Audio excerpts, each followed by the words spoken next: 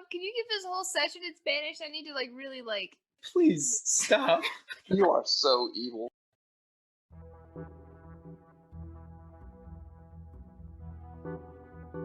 Hi all, and welcome to another episode of Radio D&D. We really wanted to find a way to share our current campaign, so thanks for joining us. Before we get started, let's introduce ourselves. I'm your Dungeon Master, James Landoff, joined here by... Hi, I'm Stephanie, and I play Lux. Hello, my name is Max, and I play Lorian, the Azamar Paladin. My name is Mike, and I play Marcus. My name is Casey, and I play Beatrice. Now let's roll that recap.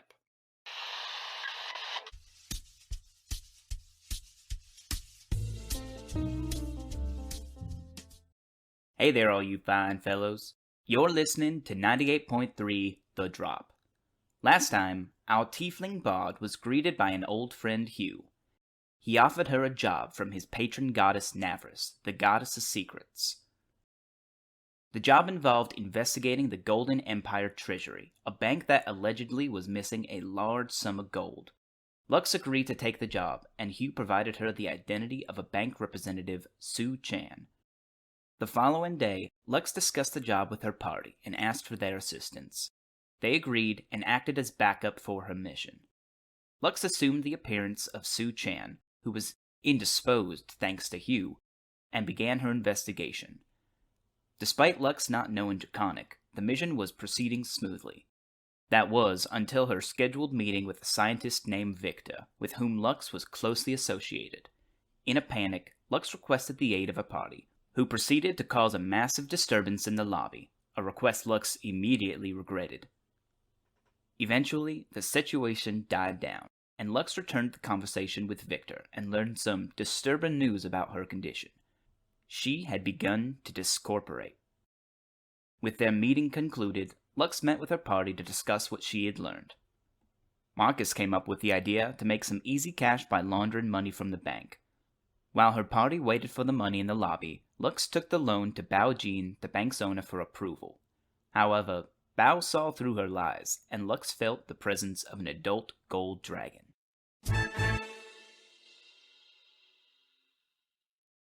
Lux, you watch as Bao takes the loan statement from you, looks over it, and as she holds it in her hand, you see it turn into ashen flakes as it catches fire and is no more.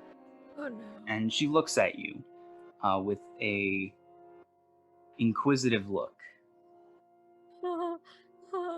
I look surprised.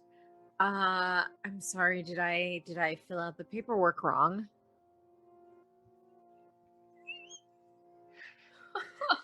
Yeah. She continues to look at you. Oh no. Can I insight her? Because I want to know if she's caught me, or is she just kind of Yeah, you can make an insight roll. Okay. A solid 17. It does appear that the jig is up. The jig is up.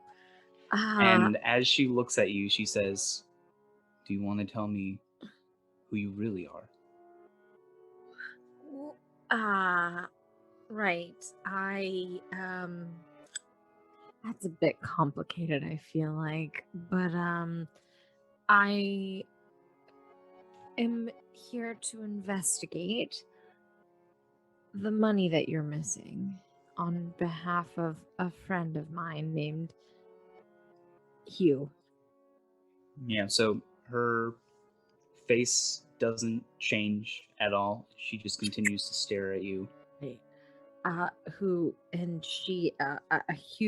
works for the goddess Navaris. There's a small twinge of anger in her eye. And I'm just doing him a favor, and I know that you're missing a large sum of money, and so I'm trying to figure out what's happened to it and where it's went and who has it.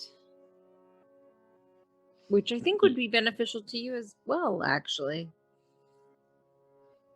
Yeah, so she doesn't say anything more right away, and as you're sort of talking to her, she holds up a finger like to her ear, says something in Draconic.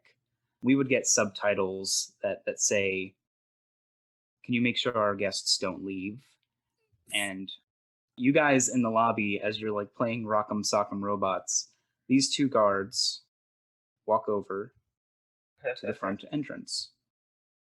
And after she does that, Bao looks back at you, Lux, and says, "It's not something we want the public knowing, and if Navras knows, if this becomes one of Navras's secrets, Right. it could do untold damage to the reputation of the Treasury." And I don't want that.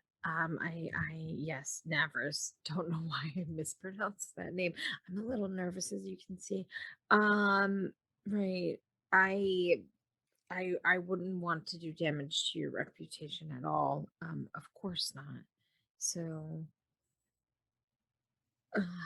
I can just tell her that I failed the mission, that I don't have the information. Yeah, there's another pause, and she takes a taloned finger or hand out of her cloak as she puts it on your shoulder and starts to a little aggressively guide you down the hall. And Okay. she says, "Let us have a word with your friends." Oh, I mean, I'm not. I don't think that they should get involved. I dragged them here. They came here on my. I asked them to come here, so they don't have any connection with her, and they don't know about Navras or anything like that. It's just I told them that this was a mission that a friend of mine asked me to do. So we don't really need to get my friends involved that heavily, don't you think? Are you letting her push you down like the hallway, or are you Yeah. resisting? Oh no, I'm letting her push me. Like I'm letting her push me. Yeah, and so she says, "I think they're already too far involved, wouldn't you say?" I mean, I guess if that's what you think, they already are, but this seems, it's just so much. I'm sure you and I can handle this together. Don't you please? You all are obviously professionals. We can make use of you, perhaps. And it's at this point that you guys see come around the corner, Bow with her hand on Lux's shoulder, as she smiles at you, a sort of fake smile. Do you guys do anything? Do you? I'd like to insight the situation, if I may. Yeah, go ahead. I'd like to Doing punch the head off of his robot as he's distracted. You do. Yes. Check these rolls out. That is a 8. Maybe Bao is coming to talk to you guys about the loan in more depth. Sweet. I like to being to walk over to them and in a civil diplomatic fashion. Lux is like shaking her head ever so slightly. No. Like, "Ah!" And it's gonna stop. Bao is going to gesture with her free hand for you to walk forward, Lux. Oh, okay. I will do that. All right. Thank you. Hey, can you guys? I'm gonna look back at Bao. Do you want them to come with us? I think we can talk here. Oh. And All right. as she says that, she looks at one of the receptionists, who nods, and you see them cast some sort of spell as the windows in the bank become opaque. Oh, good. Let's talk with your friends over there. Oh, great. Perfect. All right. Come on, Lorian. Let's go over here. I'm gonna stand right there. Back over here. I feel like we're waiting to talk to the principal. Yeah, I'm You not. have had misconduct in our school halls. I guess I'll sit Look at here. that Yeah. door. That is so huge. Yeah, so Bao walks slowly over to you guys, kind of watching you, looking at your expressions. What's everyone's face look like at this moment? Distressed neutral. Distressed neutral. Is Um, that like an alignment? distressed, chaotic. Then it'd be chaotic stressed. Oh, I'm Okay. sorry. Chaotic stress.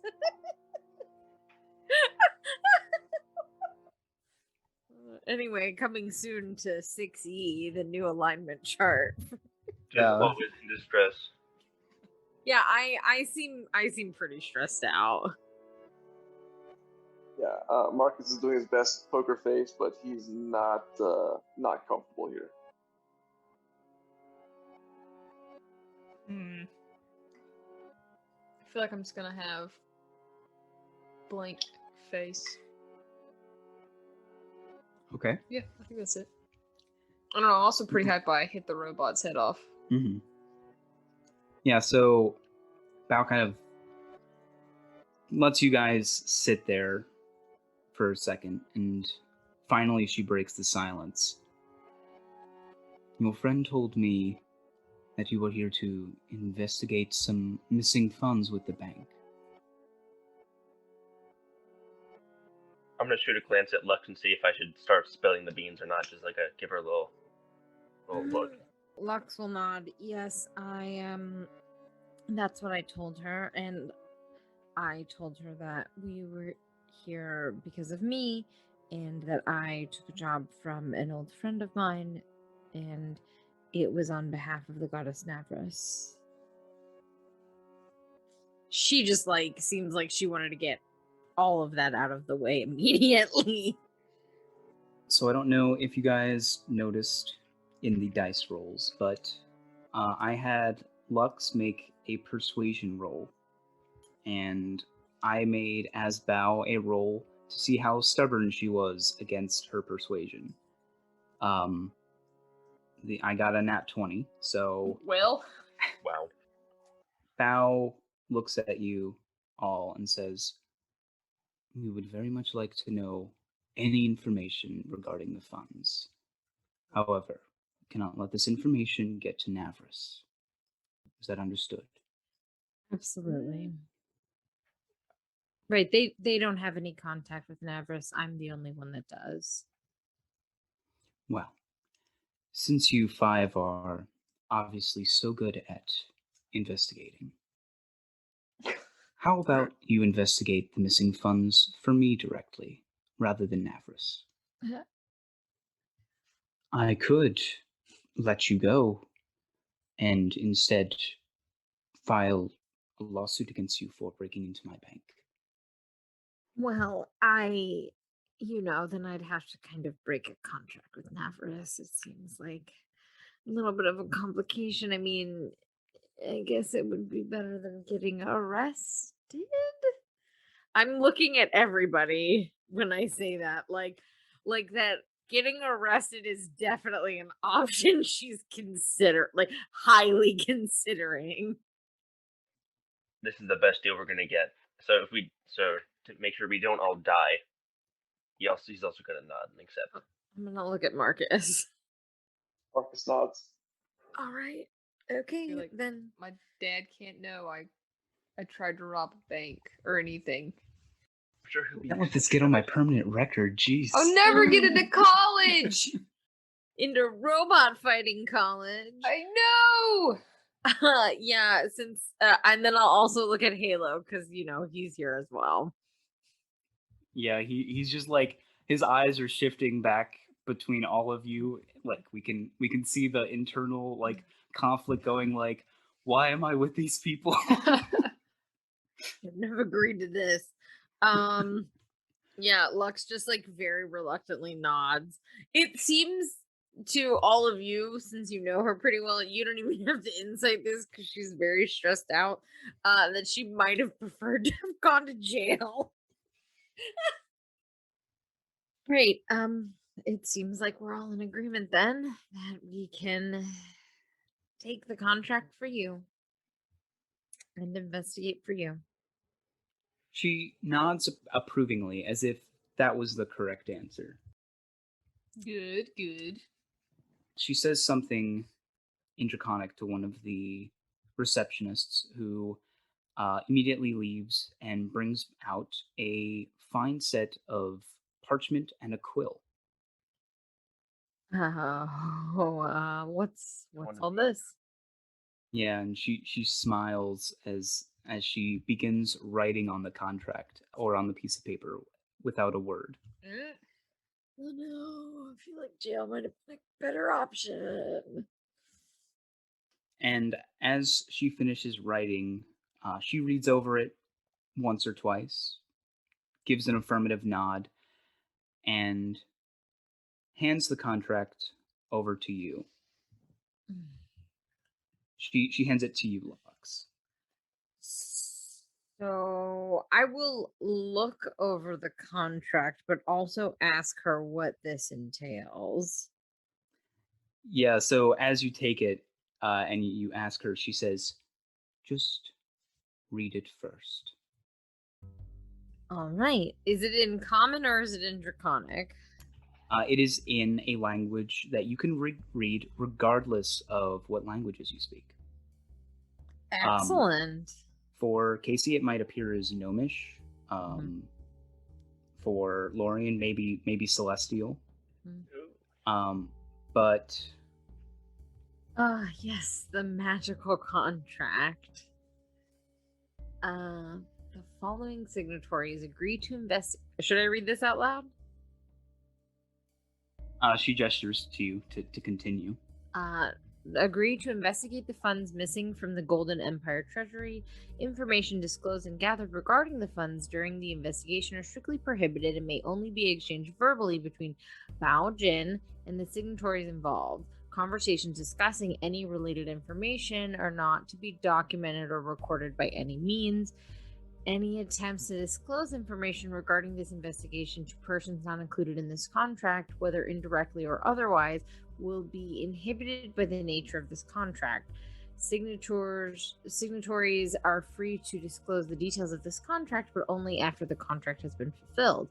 Signatories are required to provide samples of their own blood upon the contract. Until the contract is complete, Bao Jin has the liberty of using the blood at her discretion. Upon completion of this contract, the samples will be destroyed by the nature of this contract. The contract is considered completed once all information regarding the missing funds gathered during the investigation have been provided to Bao Jin. Sufficient information may include the names of individuals directly responsible for the theft of the funds or the current location of the funds. And at the bottom, you will see a place for all of you to sign.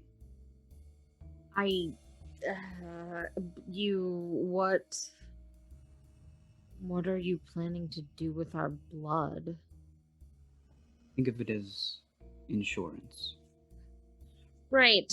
I don't have a problem giving you a sample, but you can do with it as you please. Would Lux like to make an Arcana check? Oh, hell yes. Yes, she would. In fact, anyone can make this roll. It's not. Like a 15 is pretty good though. A 15. That's a...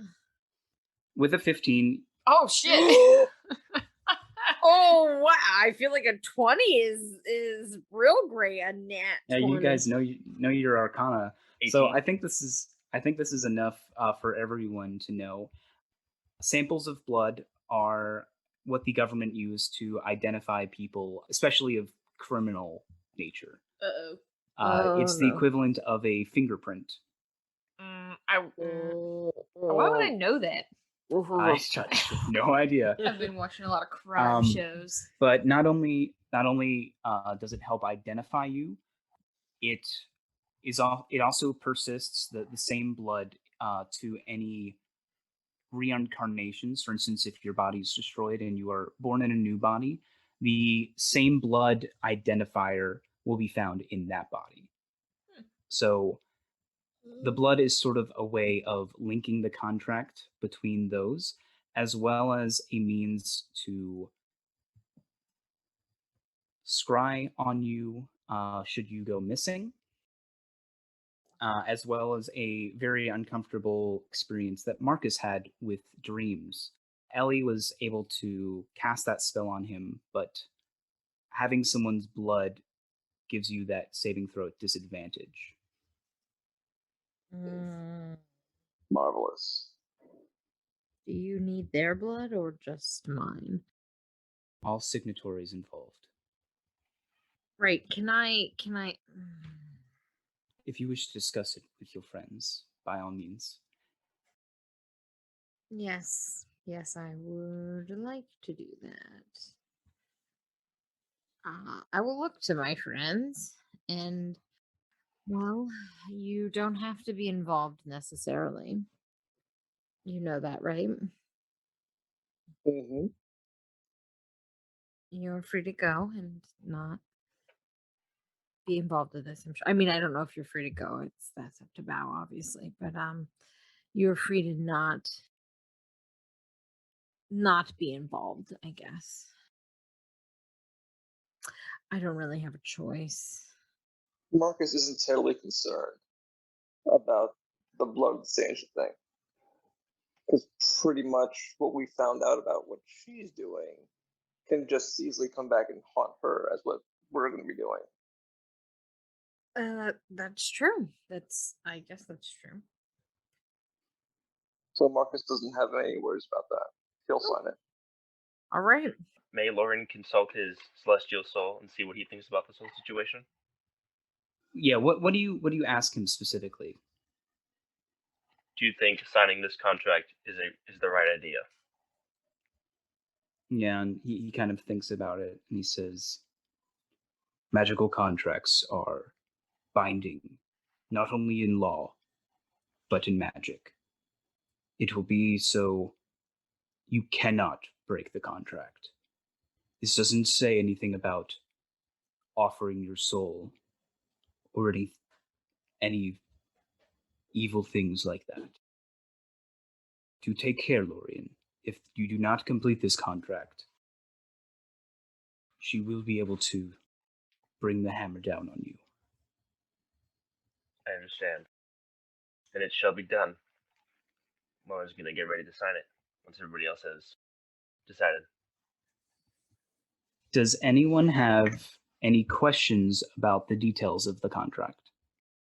It says that conversations discussing any related information are not to be documented or recorded by any means.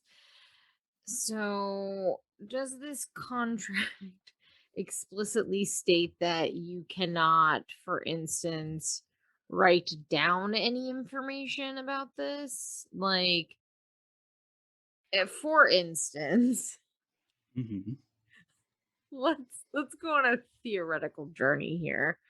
What if I, Lux, wrote in my diary, a private thing, about what I experienced, and then someone happened to upon my diary and they read about it? That is the purpose of the clause. Any attempts to disclose information regarding this investigation to persons not included in the contract, whether indirectly or otherwise, will be inhibited by the nature of this contract. So, Wow. You did very well on your Arcana roll regarding the blood. Could you also make another Arcana roll regarding that statement specifically? yes, I would be more than happy to. 19. The clause, the nature of this contract is very common in magical contracts. It means the magic of the contract will itself prohibit that. Right. So, Meaning, if you were to talk to someone, you would be unable to speak. If you were to write on a piece of paper and that paper fell into the hands of another, there would be nothing actually on the paper to begin with. Okay. Same thing as the samples will be destroyed by the nature of this contract. The blood samples given are legally bound and magically bound to the contract. Meaning, even if Bao wanted to keep the blood, she wouldn't.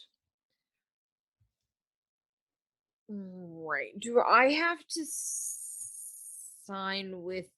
I'm still disguised as Sue. Hmm. Does she think that I'm Sue, or is it obvious that she knows that I'm not Sue?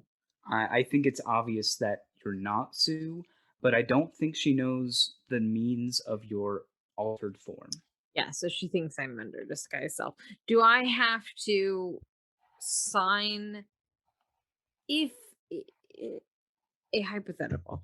If I was to sign the contract with the name Lux, would that still be legally binding considering it is not the name I was given? Like, since it's the name that I'm referred to, would it matter? Because my blood is. Because she has my blood, right? Yes, the blood is what identifies you. Additionally, if you were to run the blood, hypothetically, run the blood in a system that may have, I don't know, other people within law enforcement or something, do people within the legal system have their blood in this CODIS system, if we're going to use a like law and order SVU word, or like an actual law enforcement word? Like, would it be possible to identify that there may be somebody else with the same name but different blood? It might. So computers haven't been invented yet. Oh, So yes. it might take some time. If anyone were to make that correlate, they don't have like a database where they can like look up, people Oh, with the name Lux, right? okay. They would have to file it, go through it, and they only have the names of people who, are filed, right? Mm-hmm. Okay. Based on the reading of this contract, we can't disclose any information about the contract, and that is inhibited by the nature of the contract itself. That being said, we're allowed to disclose the details of the contract, but only after the contract has been fulfilled. So, That is correct. once we get the information to Bao, contract complete, we can tell who we please about it, correct? No, you can only disclose the details of the contract itself. So we can like tell Hugh and Navros that Right. we signed a contract. Correct. Okay. Can we tell them what the contract entailed? You can actually tell anyone verbatim what the contract said. Yes. Got it. Okay. Okay. All right. Well, that's easy enough. All right. Second question was, does Bao need to provide blood to the contract as well, No, she does not. even though she's a signatory? Well, I guess in that case, yes, she would. She would need to provide her own blood as well. Okay. All right. I'm okay with these terms and contract. All right. This does mean, Lux, that though you are investigating, you will not be able to complete your mission with Navros. Yeah, that's kind of my problem. Because I feel like this is not gonna, there has to be a loophole. There has to be a loophole. It's very possible. I wrote this myself, and I am not a legalese person, so What would the loophole be? Okay, so magically, if I was to speak to, so I can tell Hugh, for instance, that I have agreed to, I completed an investigation of the funds missing from the Golden Empire treasury, and I can tell him that due to a magical contract, I cannot tell him. Correct. Right. What if the information was communicated through telepathy? That is still disclosing the information. If the jig is up, she knows I'm not Sue. She doesn't know how I'm disguised. However, this is by blood, so it doesn't even matter, right? So it wouldn't matter if I said my name was different and I had a different form. It wouldn't. Well, actually, does changeling blood change? I don't know if you would know the answer to that. Whoa. Okay. You know what? Fair. But you would need like a microscope to know that. Right, but it doesn't mean that I can't try it later. Yeah. All right. All right, I'll sign it. Did I do a good job of writing a contract, guys? I think so. I mean, there's definitely got to be a loophole. We just haven't found what it is yet. All right, I'll sign the contract. Marcus has Maybe- a question for Bao. Sure. What's the alternative to sign this contract? I have a warrant out for your arrest, and you don't want to be in trouble with the Treasury, believe me. Oh, You will not be leaving for quite some time. No, I get that. But, like, in order to work for you on this thing, we have to sign this contract if no ifs, ands, or buts. That is correct. Okay. Okay. And you would pick up a pen and sign. I will Lo- also sign it. I low-key want to get arrested. Honestly. Like, it takes everything in Lux's power. Like, it takes her entire body. She's got her arms crossed. She does not want to sign this. Like, I'll sign it, but I'll sign it with my left hand, damn it. Yeah. She will, and she will yeah. Actually, she is left-handed, so well. and I'll sign it with my right hand. There we go. She signs it, and she just signs the name Lux. And that's it. Okay. Does B sign it? Yeah, I already said I did. Okay. Halo will sign it. And he draws the O as a heart instead of an O. Oh, I love him. I'm just gonna be like, sorry, we got you into this. It's okay. My fault. Lorian? Yes, you signed. And once she looks at the contract, she sees everyone's signature. She flicks out one extremely sharp talon. We would see like a glimmer of light at the end of it, and she says, "Well, you have all signed. Who's first?" Me. Okay. She pricks your finger with her talon or her claw, and drops it directly onto the contract, where we see it, embeds and stains into the parchment. And she does so with the remainder of you as well. I go wash my hands after. Okay. Yeah, she uses a different finger for each one of you guys. Thanks. So, yeah. Puts some hand sanitizer on it right before. Yeah, and as she looks at the contract and she says, "Well, I believe we have something to discuss, don't we?" And she will lead you guys downstairs. All right. Let's go. It's just like you guys lined up behind her. She marches you guys downstairs. Yeah. But yeah, she brings you to a small little conference room. There is a light dangling above, and she flicks the light as it turns on. The light, shines down in the room, and she flicks a secondary switch next to it that doesn't seem to turn on any light. But as you enter and sit under the table, Lux, your magic cape, whatever you were wearing, did you get the handout for the magic item I gave you? No, I did.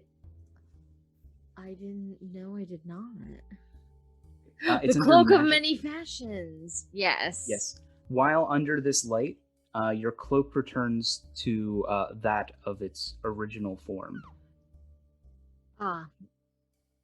So any clothes that you were originally wearing are now the visible ones. Oh no. Your dragonborn form, however, stays the same. Great. Unless I need go ahead and make a Oh no. go ahead and make a what would you say? Insight, I think? Or I would even say initiative roll if that's better for you. I'm gonna fight the lamp. Insight's yeah, I guess initiative is a 7. Ay. Okay. Let me roll to see if she notices. I'm in my sweats probably. That's not what I'm worried about.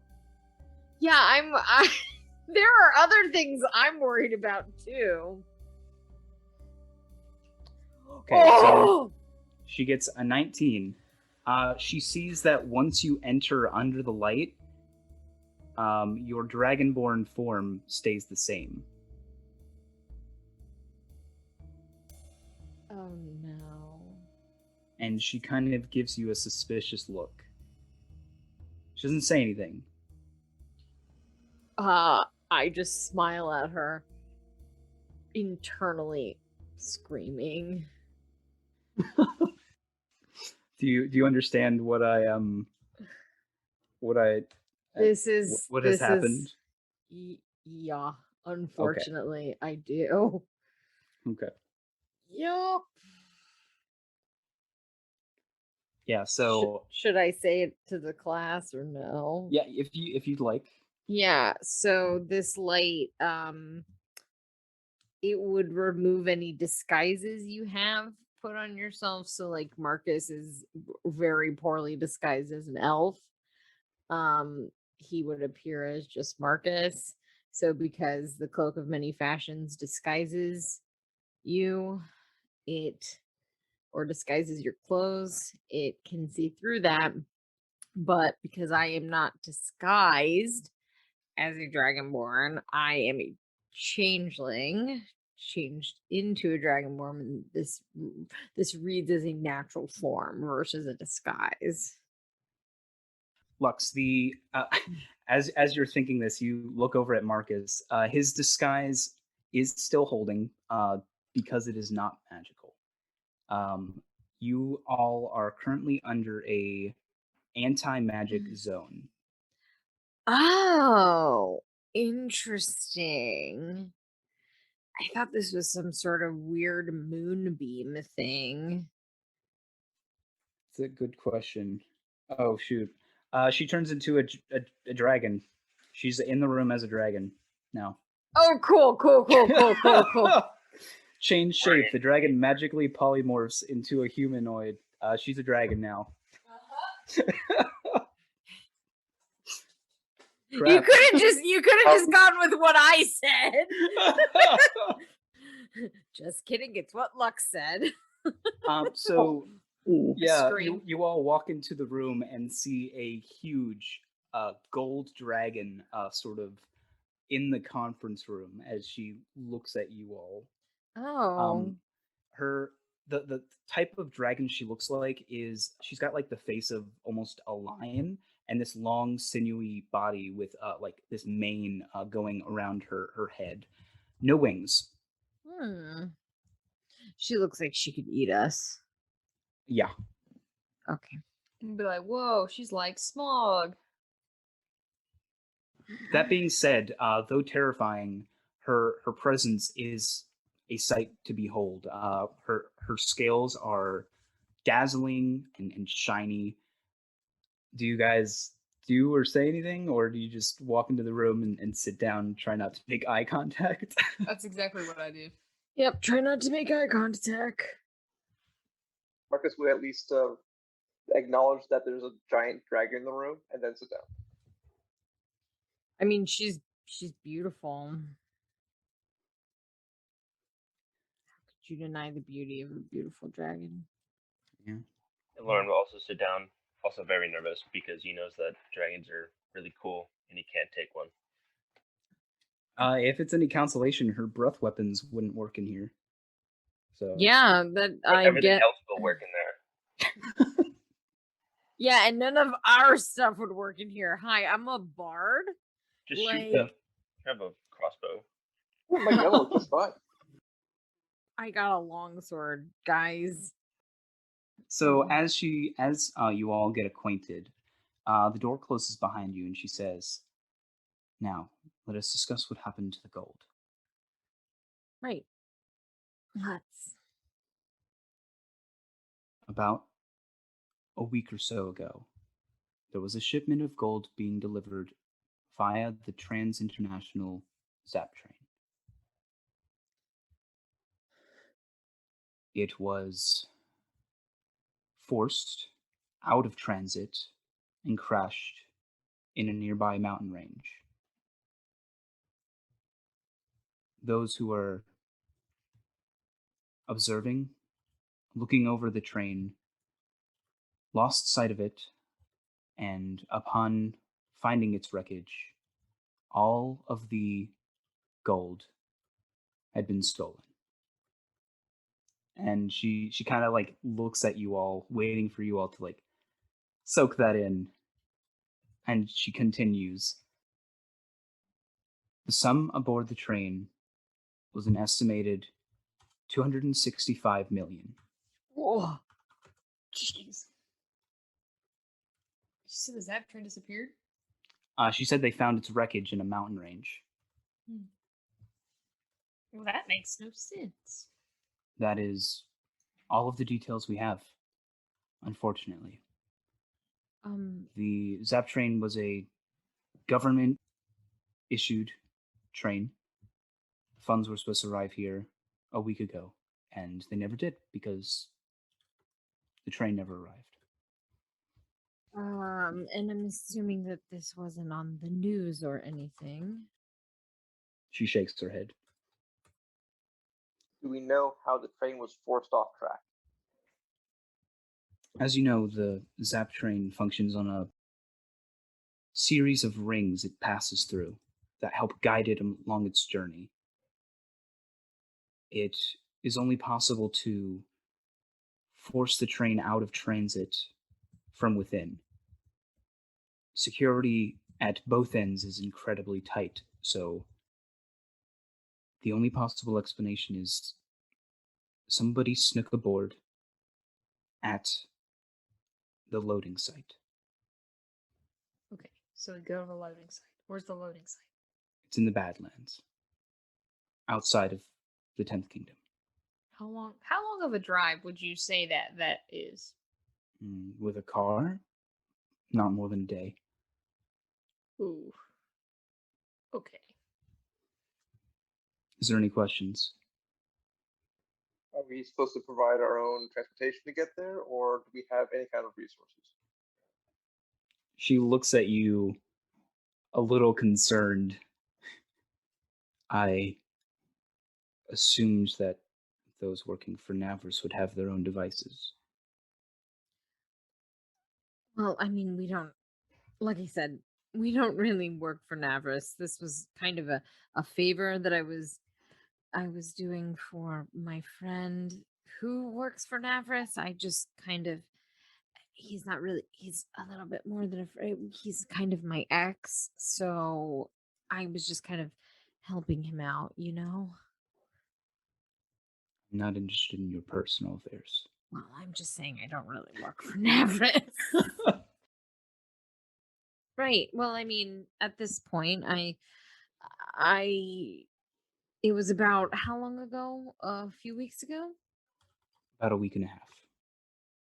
And according to the contract we signed, we can't even tell people that we're doing this job for you until after it's done, correct? That's correct. Okay. Just making sure. Right. Bao, who was do you have any information on who the loading team may have been? Was there is this personal gold that was moving from a site? Do you have a foreman that you used, or is this purely third party?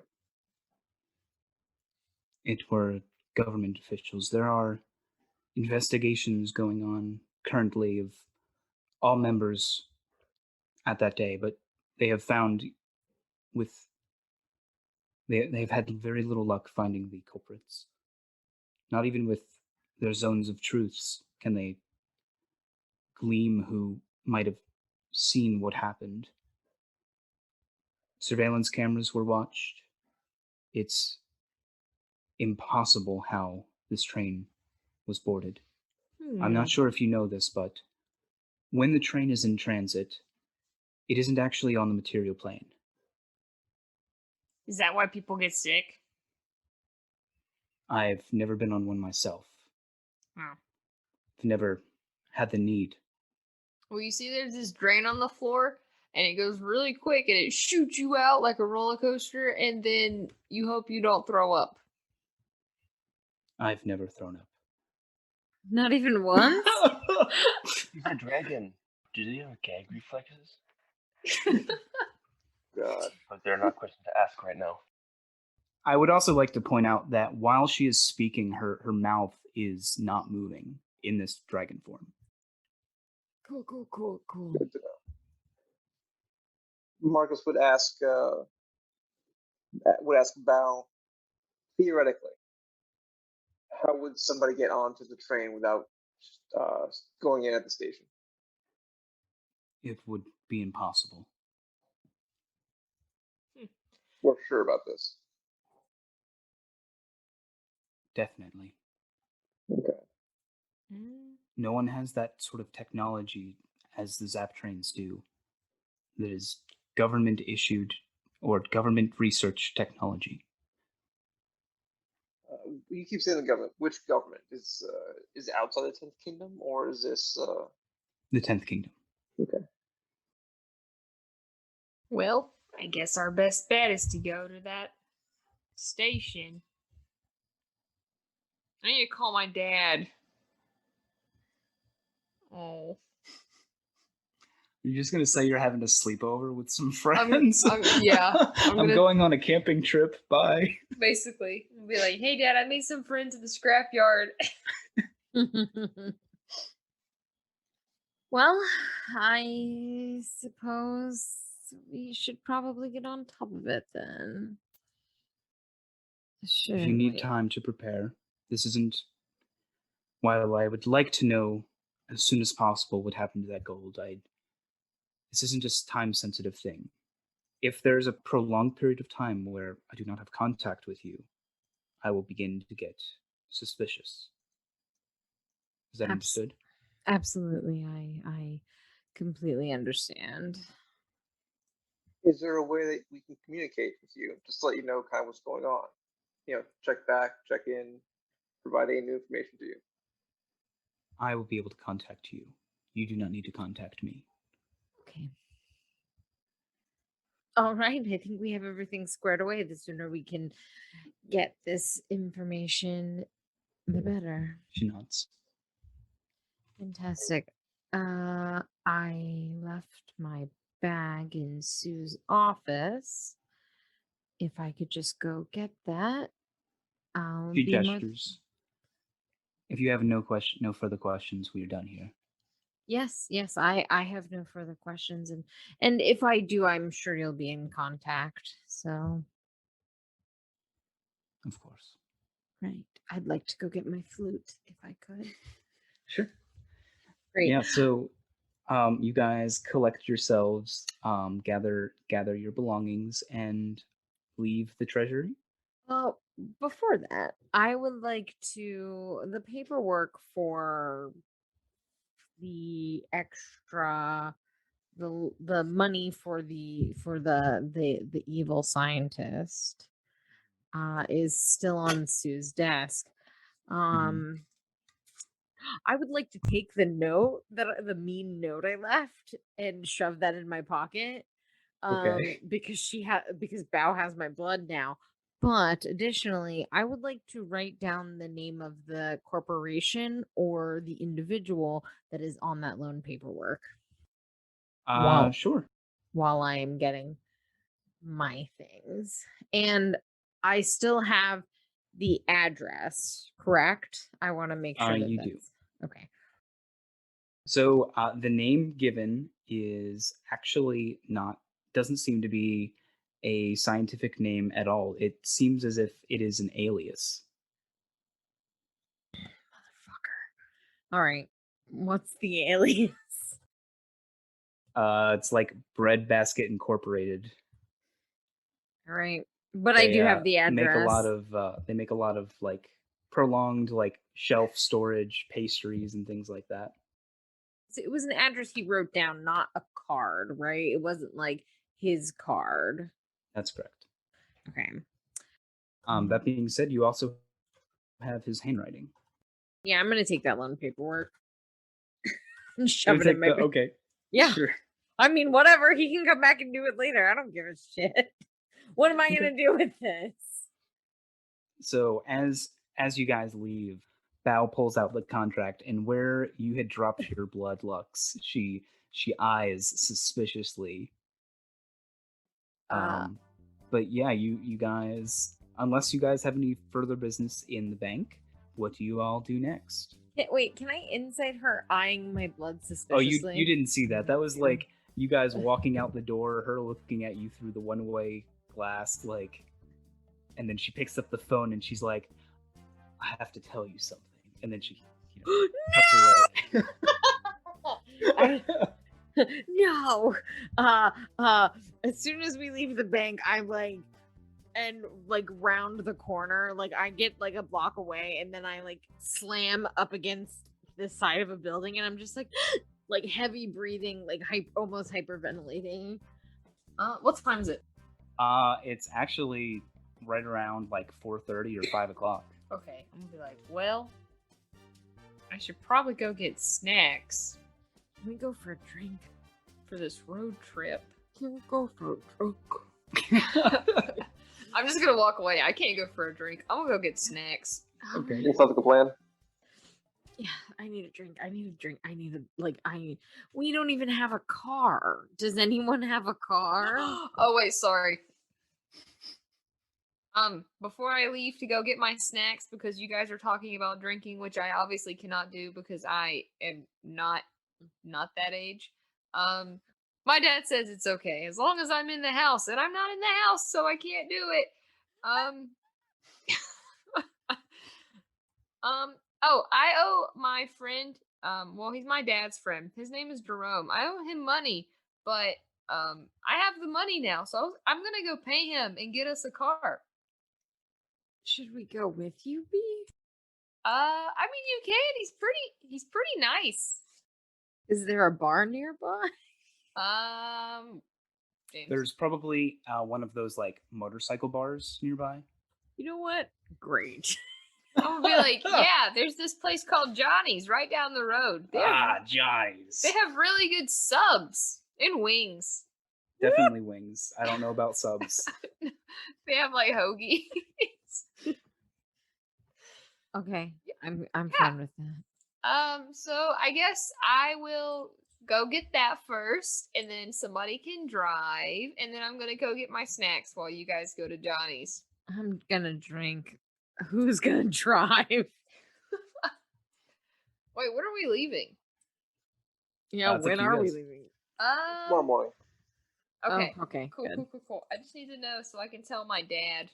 Well, Jerome's shop is definitely in the lower district. So to get back to the lower district from the the Zap upper district, I would need 5 gold from everyone for the Zap Train fare. Wait a minute. Maybe we should just establish a place to meet because I kind of want to drink in the upper district while I'm here. And I've Hey, got Marcus. Marcus has a hotel room for the night, so he's gonna stay. Oh, that's for the right. Yeah, evening, you do. And he's got a Marcus drink. what? hell. You know what? I'm gonna stay with Mark. What does Lorian do? Come with B, because Lauren's responsible adult doesn't like to leave kids all alone. Okay. Halo will probably go with you guys as We'll well. we'll tag team it. Yeah. 5 gold from you guys for going to the lower district. Okay. Do we make our con checks to see if we throw up? No, you either don't look out the window or you look forward. I don't want to look out the window. Okay, well, we'll leave that up to speculation as to what happens. No. But I got an 8. I throw up. okay, you throw up. Good job. Nice. You guys get to this dingy sort of street, poorly lit. One of the street lamps is flickering on nearby. Johnny's is like, you hear a fight break out as the motorcycles are parked outside. And yeah, you see the garage door opened, a light sort of coming down as you hear the sound of power tools from within. And this is where we're getting a car? Yeah, they're really nice here. They know my dad. Oh. It's okay. I don't think he'll tell my dad. Cool, let's go. I'm just gonna, like, walk on in. You see Jerome. He's a wood elf. He's got a bit of a pot belly, and he's wearing his coveralls. And yeah, he's covered in grease. His long hair is pulled back in a bun. And yeah, he's working on a car as he's like on one of those rolling boards underneath it. He doesn't seem to notice you come in. Okay. Is it just him? Yep. Oh, I'll go and stand over there. Okay. Hey, Jerome! Go! He hits his head on the car. Oh, I'm sorry. As he rolls out, you see like a big bump on his forehead. He's like, "What? Oh, B? What are you doing here? I brought you that money. What money? I owe you money. Oh. All right, yeah, just go put it on the table over there." Oh. And he goes back under the car. No. Oh, okay. I'm gonna come back. Okay. I do it. I come back. Hey, Jerome. What? What do you want, kid? I'm busy here. I need a car. You need a car? Yeah. You know how much a car costs, right? We I'm got not like just gonna give you a car. You got like a junker? Well, yeah, I got plenty of those. And who are your friends? You're bringing people. Oh. Wait a minute. And he like looks at you, Lorian and Halo, who are obviously like a lot older than B. Wait, how old's Halo? Oh, Halo's like what, 21? He's in probably about that. Yeah. He can drink alcohol now. Yeah, he can. And he kind of like looks at you. He's like, "What? Who are you? What you doing with B?" Oh, this is so I work at that scrapyard, remember Tony's? Yeah, I know Tony's. Yeah, I work at oh shit, you know Tony. Well I work at Tony's and they were coming by and we started hanging out. We're friends now and I need a car for my birthday. He looks at Lorian and Halo, who are both immaculately dressed, and he like looks at you. Them in a junkyard? I'm gonna go up to him and be like, their dads bought them junker cars as like a punishment. What does that have to do with them being in? That's why they were in the junkyard. Throwing away the cars? No, they were getting their dads were getting them junk cars. As Why don't you just use punishment. one of their cars? Why do you need Because one they of mine? wrecked them. That's why I need one. Like, I'm not just gonna give you one of my cars. What do you? Oh, also I gave you my money. Yeah, thanks for that. Yeah. Does Lorian or do you say anything, or are you He's just watching it go. mildly standing there? Although he's thinking of either really like hamming it up, like, "Oh yes, I would never drive a disgusting car like this." But no, that'd be mean, so I wouldn't do that. You can see how B plays her cards, and if everything gets messed up, he'll step in. Oh, okay. Also, I forgot to tell you, this one's my tutor, and I point to Halo. Hi. I'm trying to go to college place. Oh, good for you. Yeah, Yeah, do that. Yeah, I'm trying. I don't know if it'll work out, but what can I do for you to get a junker that I can fix up with my dad? Yeah, so he pinches his like sign like the bridge of his nose as he like rubs it. He's like, "Oh, make a persuasion check for me." Can I give myself guidance? Can I do that? Yeah, you can. An 11. Okay, roll a d4. I don't think I'm gonna get us a car. I have a +7, so maybe I can help. Well, that's why I was asking if you said anything. I Well, got now that I know that 14. he messed up, I'm gonna like put a hand on her shoulder. Just, he's gonna walk up, looking all sad. He was like, "B, look really sad." So put a hand on her shoulder. B, are you gonna ham it up? Be really sad? I get like puppy dog eyes. Can you make a stealth check to whisper that to her quietly? Oh, For anyway. So you're like, pretend to be sad. listen. Beatrice is not a very expressive, sad girl, so I've asked her to look the part so I may sound better in your eyes, but Uh-huh. so she is so close to driving. It is her dream to Right. soar across the roads in a car Yeah. of your skill, and we ask you Uh-huh. this one favor, and you did pay off her debt. Okay, can I persuade? Yeah, he's just nodding at what you're saying. Go ahead and make the persuasion check. What? Oh I hate this game. I hate no. this game. I hate this game. I'm leaving. Goodbye. I'm gonna see how bad he's doing. I'll be like, I could also Well, you bring didn't you. do too much better You're a yourself. 14. I'll be like, I could also bring you some of those wings you like from Johnny's. You're not going to Johnny's. The kid don't belong there. They have a takeout window. When did they get that? Like 2 weeks ago. What? Why are you keeping tabs on Johnny's? You're not even supposed to be there. It's a dangerous biker bar. Somebody brought them to the fighting ring once. Whatever. You know how much a car costs, right, I kid? just need a junker that doesn't work. I can make it fix. I can make it fix. What do you know about fixing junkers? Well, I mean, robots can't be too much different. And at that point, I guess your like little Battlebee like leans out from behind you. We're like, oh, Jerome, this is my battle bee. Yeah, and he kind of looks at it with a look of like he looks impressed. I made it with my friend Shunwei. Yeah, uh-huh. And he like leans in and like looks at it, sort of admiring it. You built this? Yes. It took so long. It took 3 years. And he like pokes it in its little ocular indicator. It makes like a quick beeping noise, and he says, "Huh?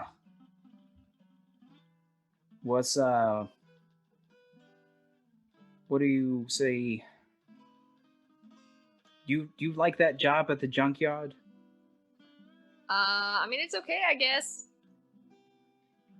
Think your dad would be okay with you working here? Sure. I mean, I think he likes you more than him. Yeah. Can I have a raise, though? They pay me, like, I don't know what minimum wage is. So that must be an issue if I don't know what minimum wage is. Yeah, so he like admires your craftsmanship, and he says, "Your dad's gonna kill me if he finds out I just give you one of my cars." What if I work for you and I fix it? Yeah, and he thinks about it.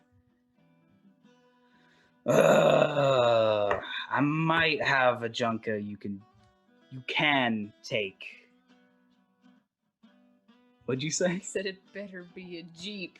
Oh, also, I guess it doesn't need to have, like, 4-wheel drive, but I would prefer it have four-wheel drive. You're asking a lot, kid. Oh. All right, and he like gestures for you to walk to the parking lot where he keeps his cars. Cool. I'm gonna give Halo and Lorian a thumbs up.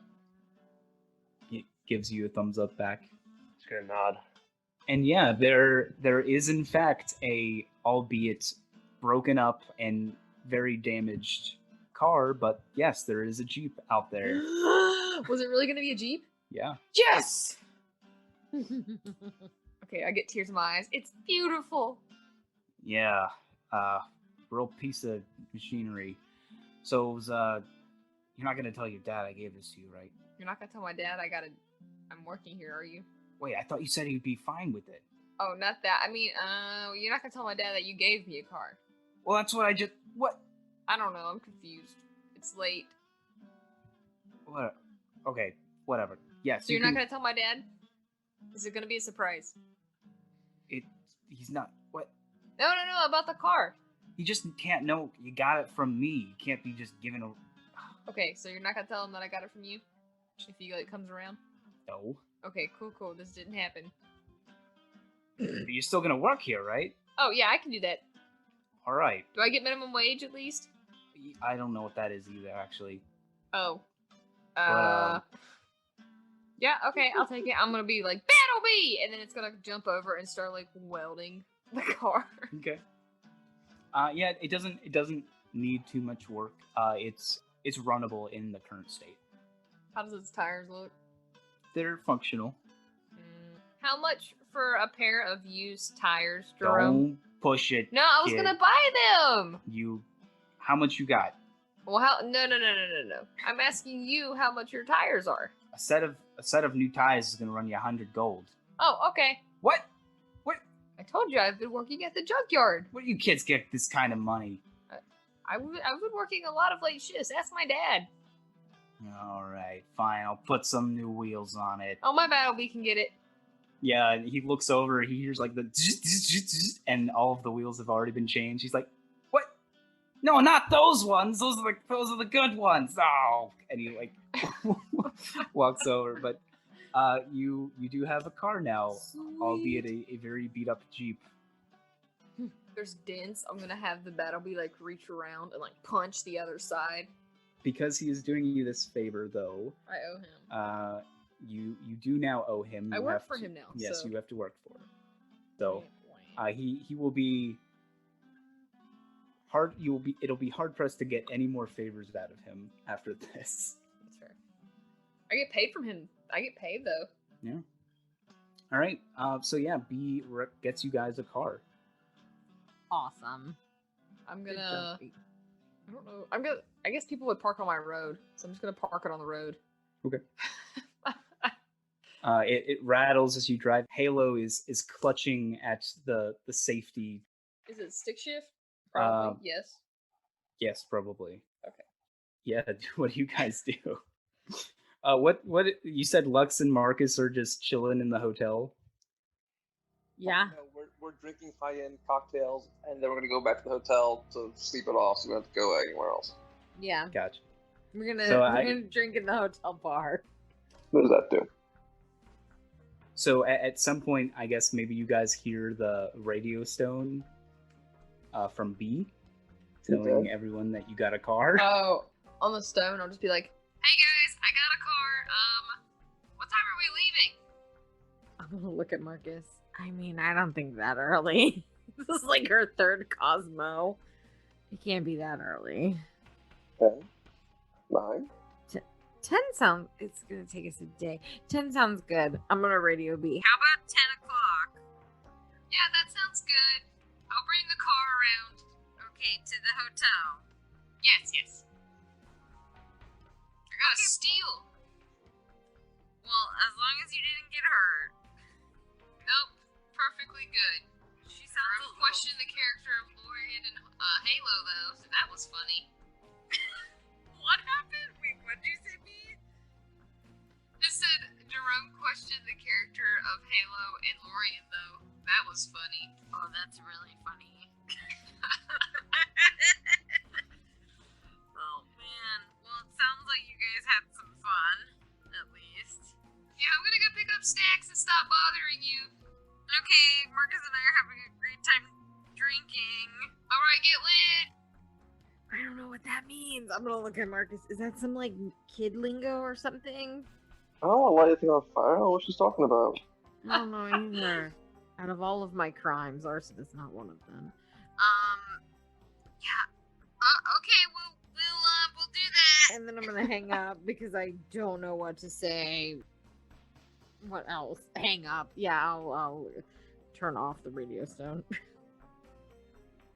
Lux, during the night while you're having drinks, maybe it's when either Marcus leaves or whether you leave. Do either of you have a preference? Who is it that leaves? Marcus would leave. So you leave to go, I don't know, use the restroom or something, and as you watch Marcus leave, you turn back to your drink, and there's a familiar face sitting in the stool next to you. I look up. This is like my fourth Cosmo or something. Yeah, so he has this like big shit-eating grin on his face, and he says, "So how did it go?" God, I hate He's the worst. Yeah. She's just gonna like lean in. She's a little drunk. She's gonna lean in and like put her hand like under her chin and just smile at him. Oh, it went absolutely horribly, if you must know. It was an absolute fucking nightmare. And then she's gonna pick up her drink and just shoot it back. Oh, well, I'm very sorry to hear that. Me too. You weren't successful then? That's putting it lightly. No, I was unsuccessful. I was able to get other information, which I thought was the correct information, but I wasn't able to obtain what you were looking for. And I got caught. Well, I'm very sorry to hear that, Lux. You didn't learn anything at all? Not about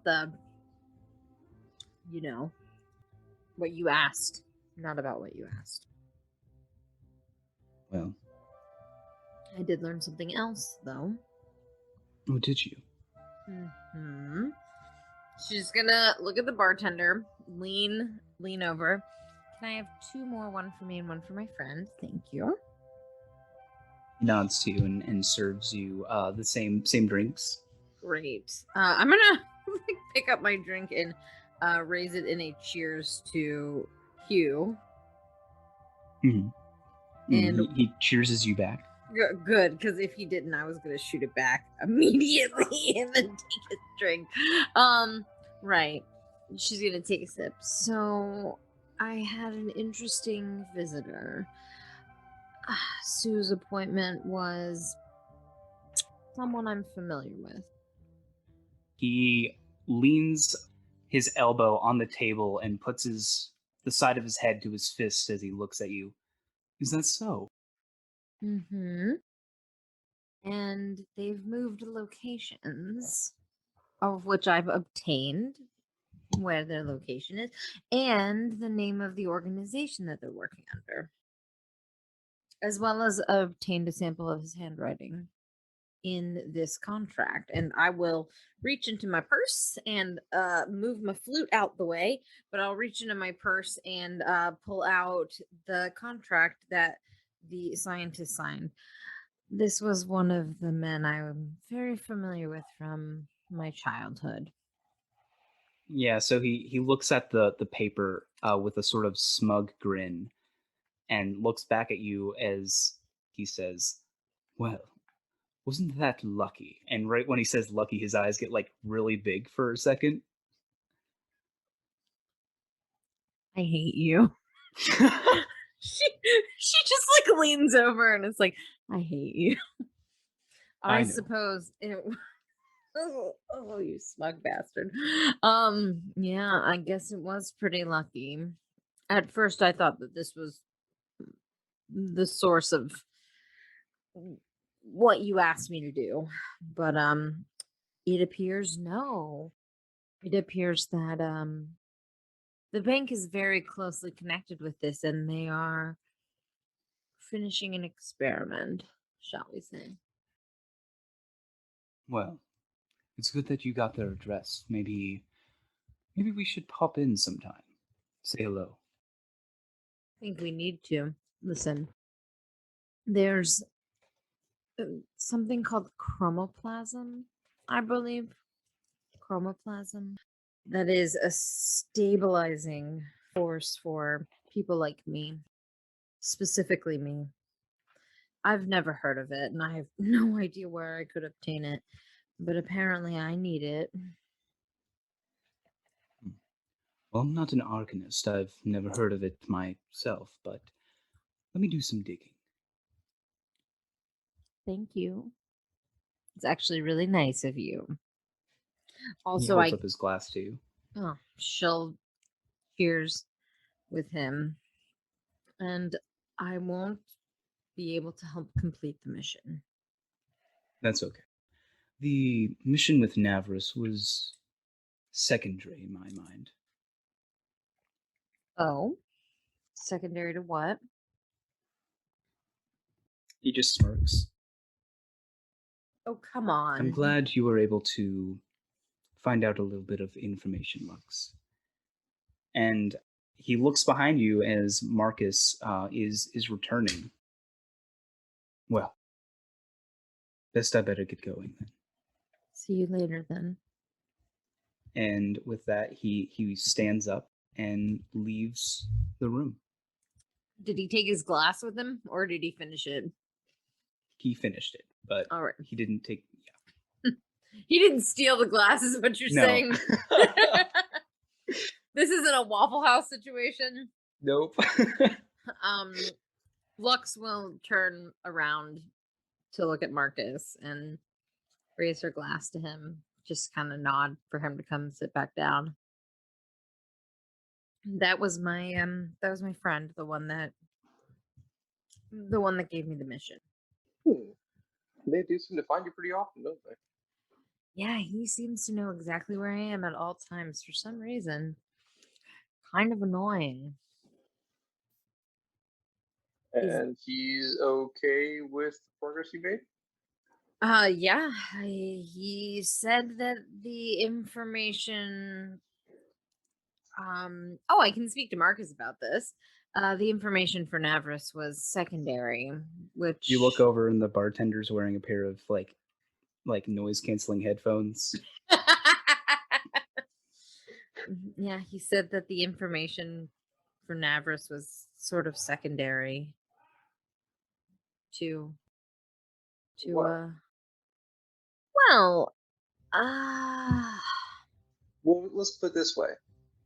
If the information for a god was secondary, why would he send you there in the first place? I think it's because he knew that there was a mission, or I'm sorry, I think that he knew that there was a meeting that Sue had with my very old friend.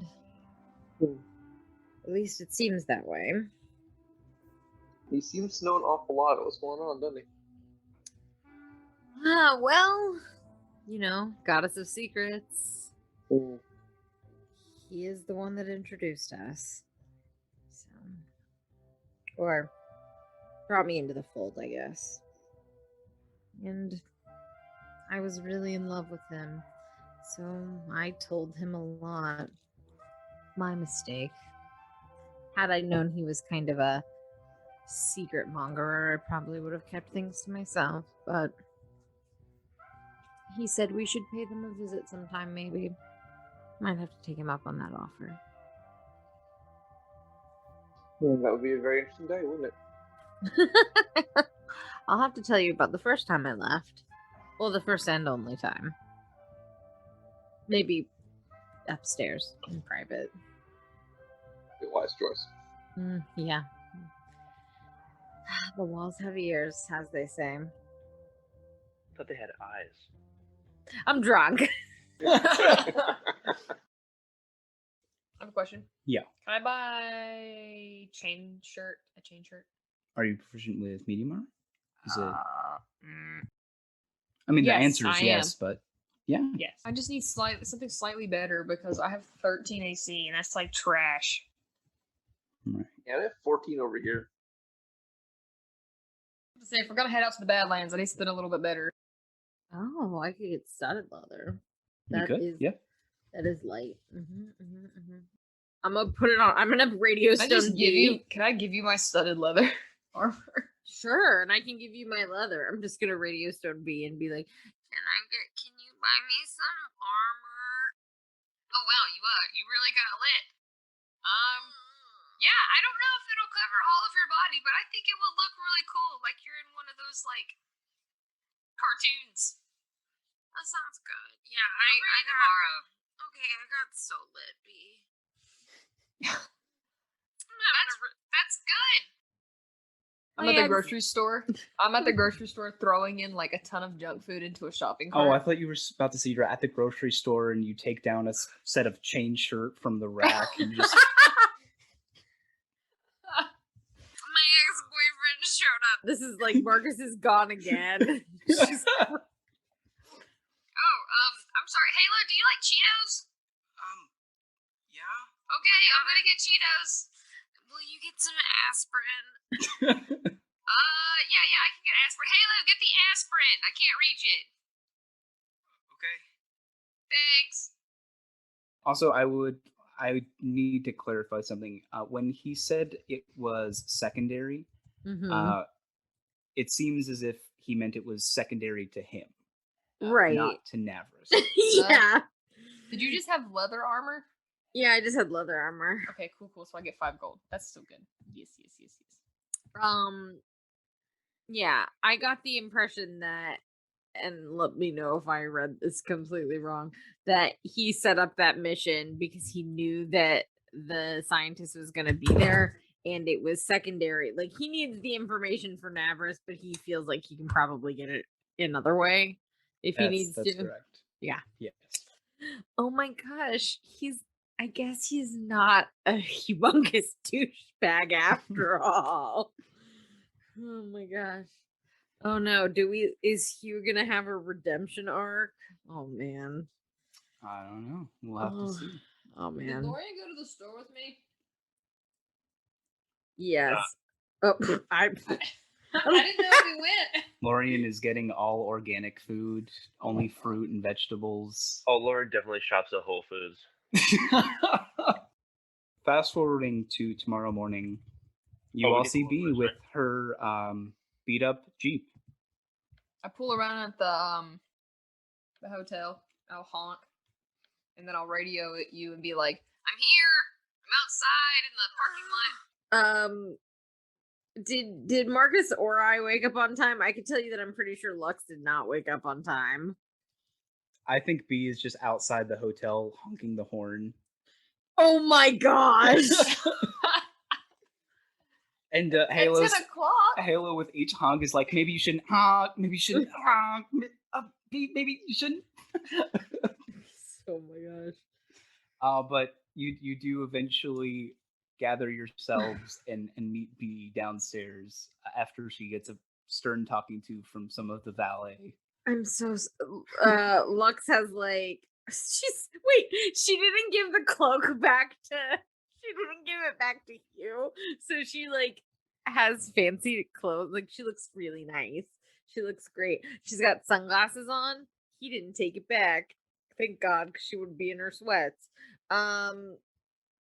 She looks really fancy and nice, but she has sunglasses on and she looks tired and she's like apologizing to the valet. I'm so sorry about my driver. She's just aggressive. Let's go already. Okay, I'm coming. Don't yell. My head hurts. I brought you water. Thank you. I need it. So yeah, the 5 of you pile into this Jeep and begin your way to, for the first time, maybe for some of you, outside of the 10th Kingdom. Oh my gosh. We see you guys riding on this sort of narrow road, the silhouette of the 10th Kingdom in the background, perched upon this enormous mountain. Who's driving? That's a good question. Who's driving the car? Not me. I think Halo's driving. Halo? Okay, he's driving the car. Is Marcus hungover too? No, he was pacing himself. Oh my god! Drinking plenty of water, you know. He was basically there to make sure you didn't fall over and hurt yourself. Oh, that's so sweet of him. But yeah, you guys are driving as you leave the 10th Kingdom. The roads become a lot more bumpy. It seems they don't really maintain the roads beyond the borders of the 10th Kingdom. And before you know it, the landscape turns this sort of arid desert environment, kind of like driving through Arizona. The sun, begins to rise as it comes into the late or the early afternoon.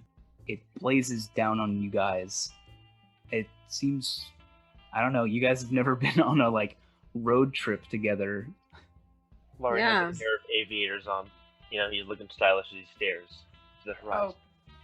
I think if Halo had jurisdiction over the radio, it would definitely be playing Beach Boys. Yes. Oh, yes! Good. Gonna Good. surfing. Surfing USA. Yeah. Dibs on shotgun. Forlornly out the window. I pull out all of my snacks. I'm like, okay, guys, so I got food, I got Cheetos, and I got Cheez-Its, and I just got pretzels, and I got you that aspirin. Thank you. Can I have the pretzels, please? Yes. Marcus, Oh, I got cheese dip for the pretzels. Oh, man. Oh, and mustard. I got mustard. Just don't make a mess in the car, guys, please. It's okay. It's my car. I'll get Battlebee to clean it. Battlebee is clinging to the top of the car. We basically have a roof to our car because of Battlebee. Good. Nice. Oh my gosh. What if it starts raining? Is Battlebee waterproof? If it starts raining, can we just take it, stop? I mean, we're gonna have to stop, aren't we? For the night? Do we think we're gonna make it? There are small towns in between, scattered across the Badlands. They're just very remote. Ah. As you guys are driving, Lorian, I think you would know this specifically. Occasionally on the landscape, you'll see sort of dark, scarred areas of the land where it's been torn apart, or in some cases, there's huge craters in areas, all remnants of the war against the Demon King. You see some tanks that have been rusting out here for decades. Some old forts that were long ago destroyed by various explosions. The field seems to have this sort of somber feeling to you, Lorian. So you won't be bopping around to the music everybody else will.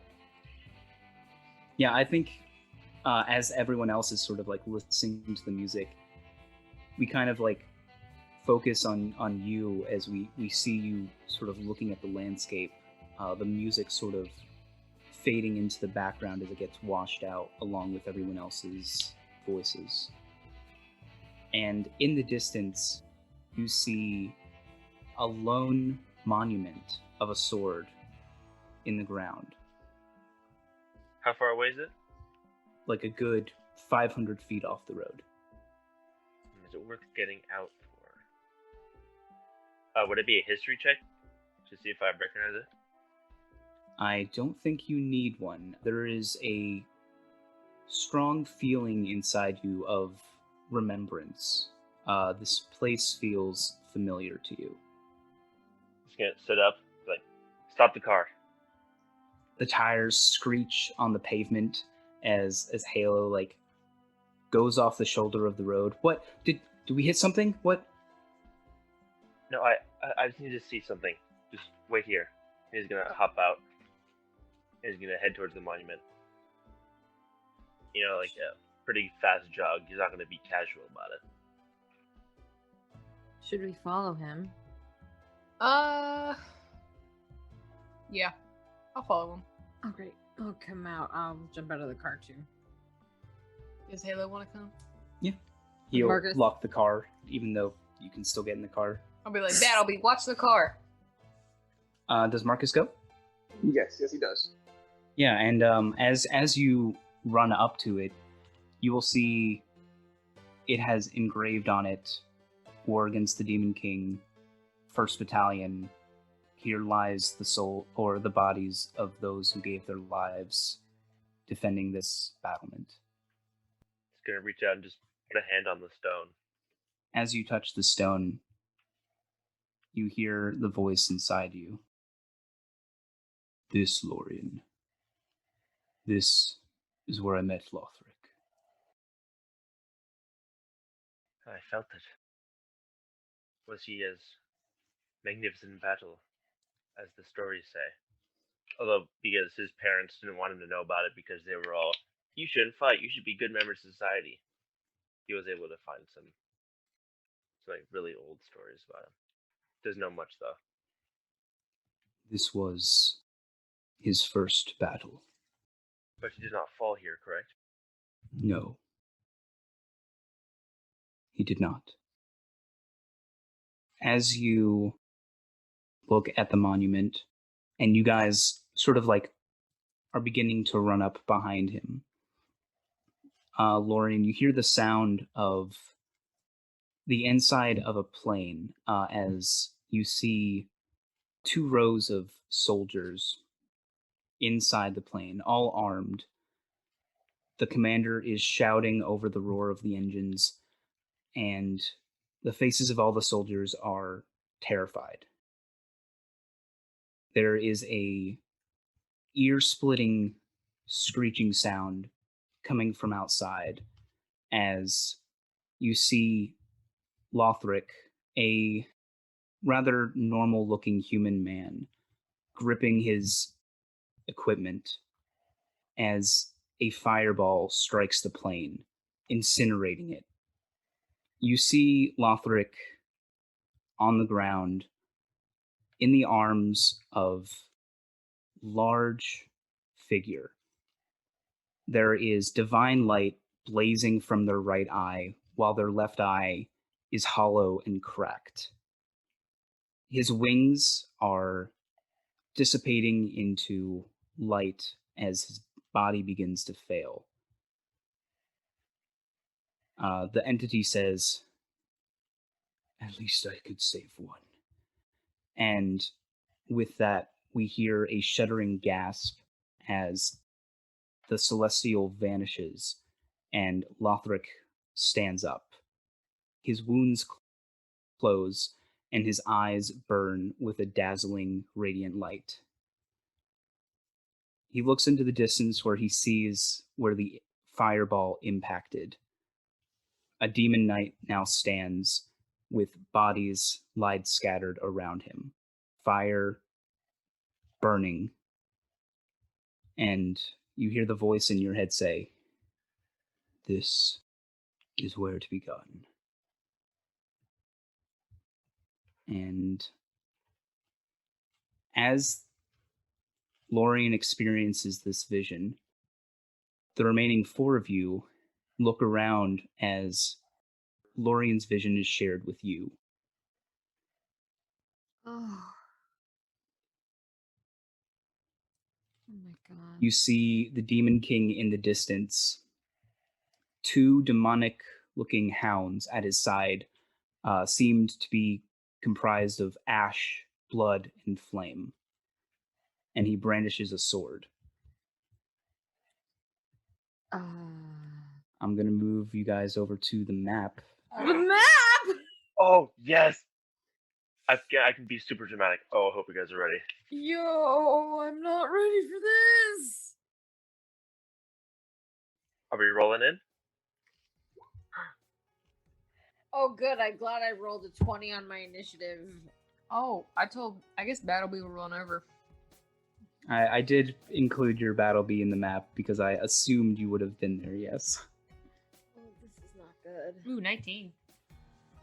Lux, as your vision changes, you see Lorian, his eyes blazing bright with divine energy as he gets ready for a fight. As you look up at the sky, there are planes catching fire and being thrown out of the sky.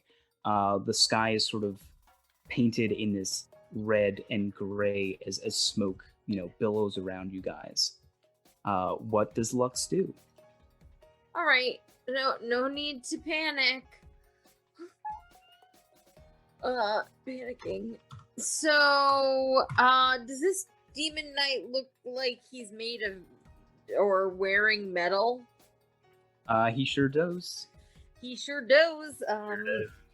I'm gonna cast heat metal on this motherfucker. Heat the metal. And then here's the info for that as well. Choose a manufactured metal object. Glows red hot. He's got to make a con save. So until the spell ends, which it's concentration, I can use my bonus action on each of my subsequent turns to cause damage. If the creature holding or wearing the object takes damage from it, the creature must succeed on a constitution saving throw or drop the item. I want to heat his armor though, so he's gonna have to, if I believe the way this works, correct me if I'm wrong, is that if I heat his armor, that he has to spend his turn taking it off if he does not pass the con save. As you cast your heat metal, we see it hiss and steam as it glows bright red. Mm-hmm. And he just looks up at you, his eyes burning with fire. Oh, that makes sense. Oh, good. He does not seem to be affected by the heat metal damage. That was even more on fire. Thanks, Lux. Fantastic. I'm gonna move here. You still have your bonus action. If you guys can see the sort of structures, you're able to run up those as long as you pass through all of the ladders and the sort of platforms here as they go up. I'm gonna, you know what, Marcus? Take a bardic inspiration. Let's go. All right. So I'm gonna hide. Not like literally hide, just be right there. Yeah. Beatrice, it is your turn. I just imagine B is like wiping her hands on her. She's got snacks. That's. She had flaming hot Cheetos. She was wiping her fingers off. Nice. Oh my gosh. How appropriate. It is your turn. I'm gonna send my battle bee up to one of the demon wolves. I mean, technically it moves after me. Does it matter? No, it's your bonus action to command it. Yeah, but it moves after me. It doesn't matter. It's fine. Okay, and then I'm gonna have it attack. Okay. A nat 20 will definitely hit. Hell yeah. Let's go.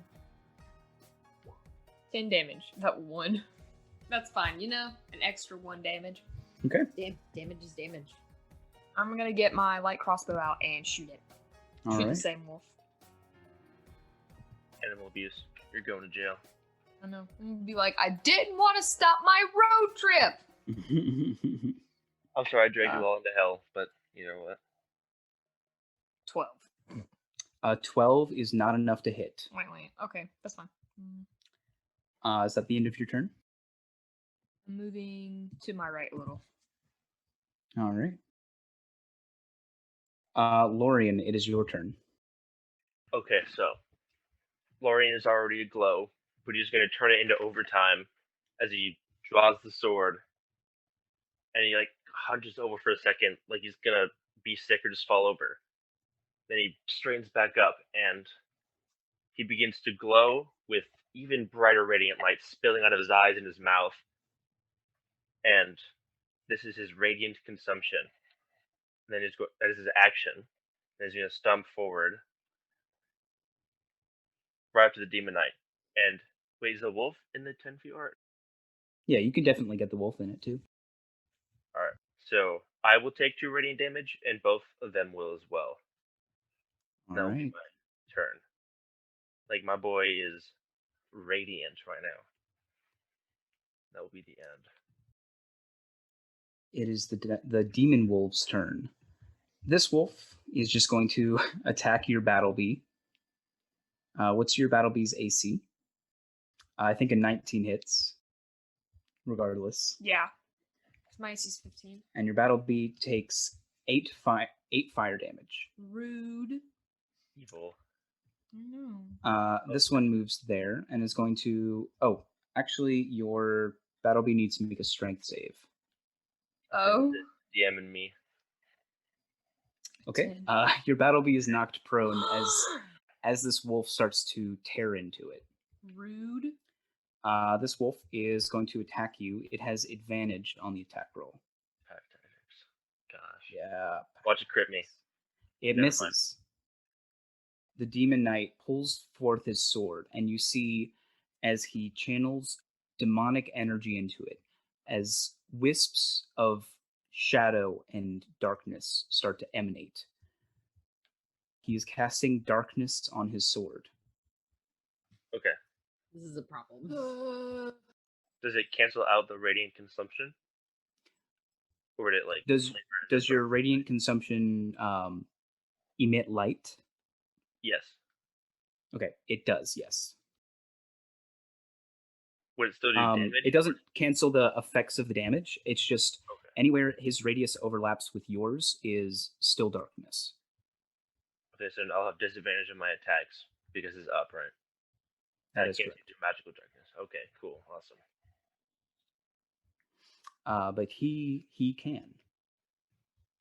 Thanks, Demon Knight. Marcus, it is your turn. What would you like to do? You Right, still know yours. his location.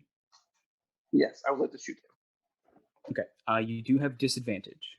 But you do have a bardic inspiration. I do, don't I? Shoot him. Yes. Shooter! Yes. All right, so I'm going to do the D20 roll first, and then do the Bardic Inspiration. Yeah, because you can decide whether or not you want to use it. He's really Oh, saying then I will save it then. Yeah. You still have to roll again. You're at disadvantage because he's in Oh, darkness. that's right. Oh, I'm sorry. okay. 24 is enough to hit him, yeah? Damn. Okay. All What? right. 17 damage. Please turn off the darkness. Please, bro. Please. It's on- DC is 10. He gets a 12.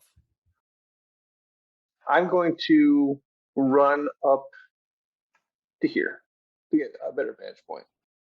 Lux, that brings it to your turn. And if I'm there, okay, I'm gonna move.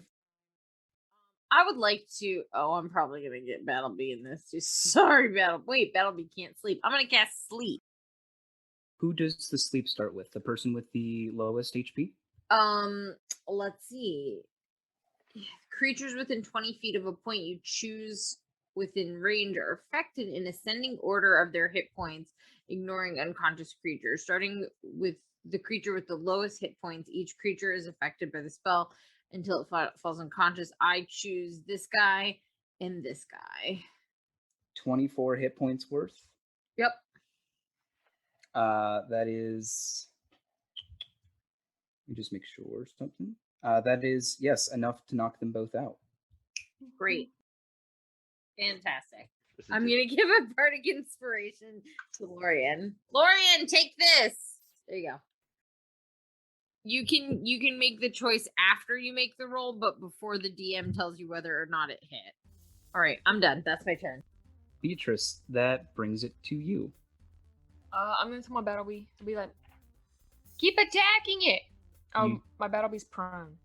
It So- can just stand up using half its movement. Cool. You're doing a good job. It can still attack the wolf. It is not at disadvantage because the wolf is unconscious also. So Sweet. just attack it normal. 10. 10 does not hit. That's Sleeping okay. wolf. That's okay. You're flustered. Oh, I gotta reload my crossbow, don't I?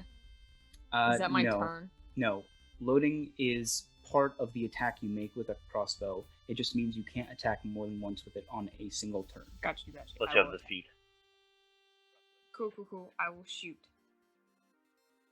P. 7. 7 does not hit.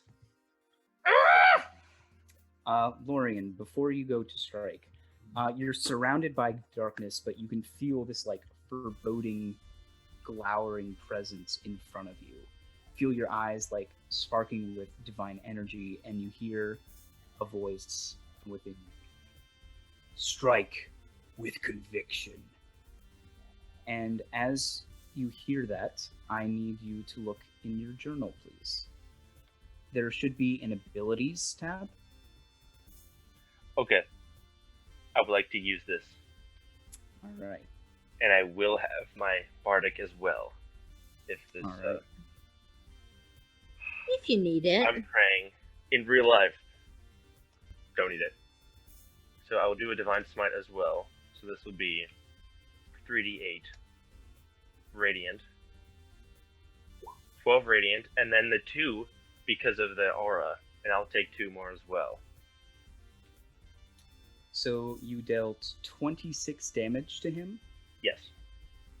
Whoa. One big swipe for just a second, it splits the darkness in half, and the sword blade just slices straight down from the shoulder to the waist, just straight across.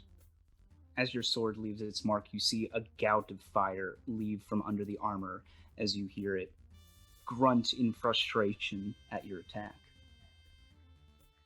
It needs to make a Constitution saving throw. The DC is 12, which it Dang. just barely gets. Man. And then it needs to make a secondary Constitution save against the 2 damage, so that DC is 10. Which it also makes. Oh, man. What the heck? Yikes. Oh, the wolf also takes the damage it wakes up, probably. Oh, thank you for reminding me that. It's no longer asleep. It stands up, shakes, you see, or I guess you don't see because you're in darkness, but you hear it snarling as it's going to try and drag you down. Strike with advantage. 2 10s. But that brings it to the Demon Knight's turn, who raises his greatsword and is going to multi-attack on you. Both with advantage. An 18. Okay, so that's 1. And a 13 for the second. That's a miss as well. You take 15 slashing damage. Marcus, it's your turn. All right, I'm gonna line up a shot on the Demon King, and I'll do it at disadvantage. Give that bardic inspiration, don't forget. I don't think I have it because she gave it over to Lorian. Nope. It stays on you. Oh, Yeah. it does? Fabulous. I'm gonna use the bardic inspiration just to make sure I hit him. Okay, quick question for Lux before you do that. Is he allowed to know whether that hits or misses? First? Pretty sure I have to say it beforehand. Yeah, so it says the creature can wait until after it rolls the d20 before deciding to use the bardic inspiration die, but it must decide before the DM says whether or not the roll succeeds or fails. So that's up to you if you feel like it's gonna succeed. Okay. The 18 is enough to hit it on its own, but you do hit it. What Are the you heck? kidding me right now? I'll give you another. I'm not even. Mike, what are you doing? Cheater. Unintentionally, my friend. Okay. Wow. Not looking good for the Demon Knight. No, not. Need a Constitution save from him. He succeeds. What the heck? Hey guys, guess who's just spectating in this whole fight here? Halo? Oh my god! No wonder things are moving so quickly. I was I feel like we're missing. Well, that's fine. That's fine. Whatever. No. It would be the end of the order, so he can go now. Wait. Before Can my he turn. just be eating Cheez-Its? No, he's gonna Oh, act. no. Damn it. It is Halo's turn. I was wondering what happened to Halo, but I did step away to get some cheese for a minute. So He'll cast Spiritual Weapon as a. Why would he cast that? What do you mean? It's a waste. What do you mean it's a waste? let him do it. Fine, he won't cast spiritual No, weapon. he let He'll us cast just it. watch, because No, the I wanna- only thing he can do is fog cloud right now, or shield of faith. Let the man cast spiritual weapon. I'm sorry. Where's the guiding bolt? Let him have that. He can't. Can he do guiding bolt? Does he Is have he it? a divine Is he soul cleric? sorcerer? Oh, it's just He sorcerer. I does, forgot. but can you do it on a creature you can't see? I don't It's an think attack roll. It'd just be disadvantage. I still think that you. Mm. Yeah, let's do a guiding bolt then. He'll attack the wolf next to you. Even with disadvantage, he still hits the wolf, Nice. This is gonna explode. dealing it 16 radiant damage. The wolf is very dead. Lux, that is your turn. Right. So I will. I was gonna say, seeing that the Demon King is pretty hurt, but I can't see that. So, I'm gonna get closer because he hasn't moved. Right. So I'll get closer. I think that was 30 feet. Yup. I'll get closer and. Oh man, I really kind of want to cast Shatter. But that'll also hurt.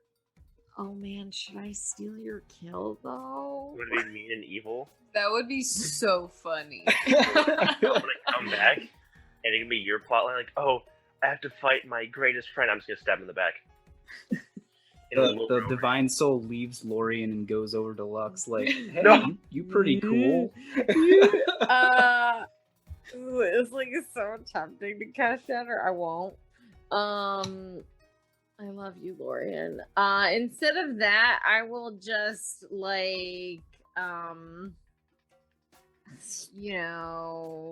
nobody's really looking hurt besides Lorian, and I can't see him.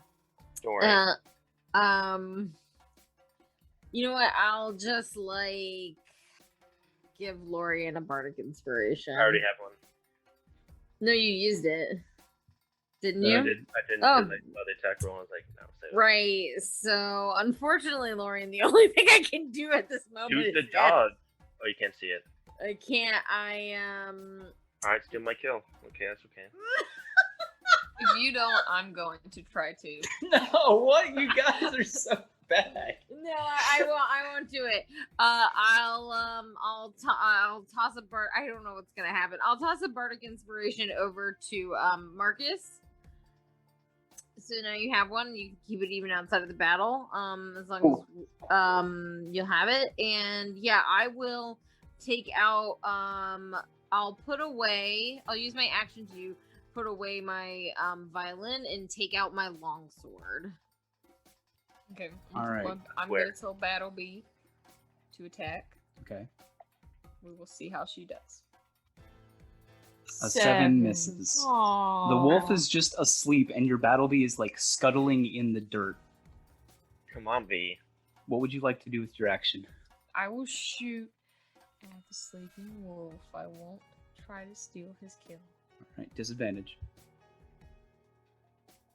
I'm gonna use a luck point. You I'll lucky. reroll. It still misses. Oh my god! I'm not gonna. I was just doing it for Lord. shits and giggles. Lorian, it is your turn. The demon knight is on his last legs. I'm so sad. Okay, first let's convict real quick. Okay, no need to do it again. And we'll do another smite for good measure. So Are okay, let's you level it again. using the ability? Yes. And then we have the second smite. And then we have the +2 for the aura, which would be 22. With that strike, the darkness dissipates. Your sword firmly embedded in the armor of the demon knight, as you see the fire in his eyes start to flicker and fade. I'm going to use my Oath of Glory Channel Divinity to do the Inspiring Smite. When you deal damage to creature or divine smite, you can use your Channel Divinity as a bonus action and distribute temporary hit points to creatures of your choice within 30 feet of you, which are all going to be to me. 2d8 plus your level in this class. 16 back, baby. Well, those are 16 temp HP. They're not the same as regular ones, right? Oh, temporary hit points. Yeah. So your sword is firmly embedded in the armor of this demon knight as it begins to die. You hear it curse in infernal under its breath before the armor just collapses to a pile. What's he saying in Infernal? Because I know that language. He says, "You will all serve us," as he collapses into a pile. And with that, the scene fades as you guys find yourselves standing before the monument once more.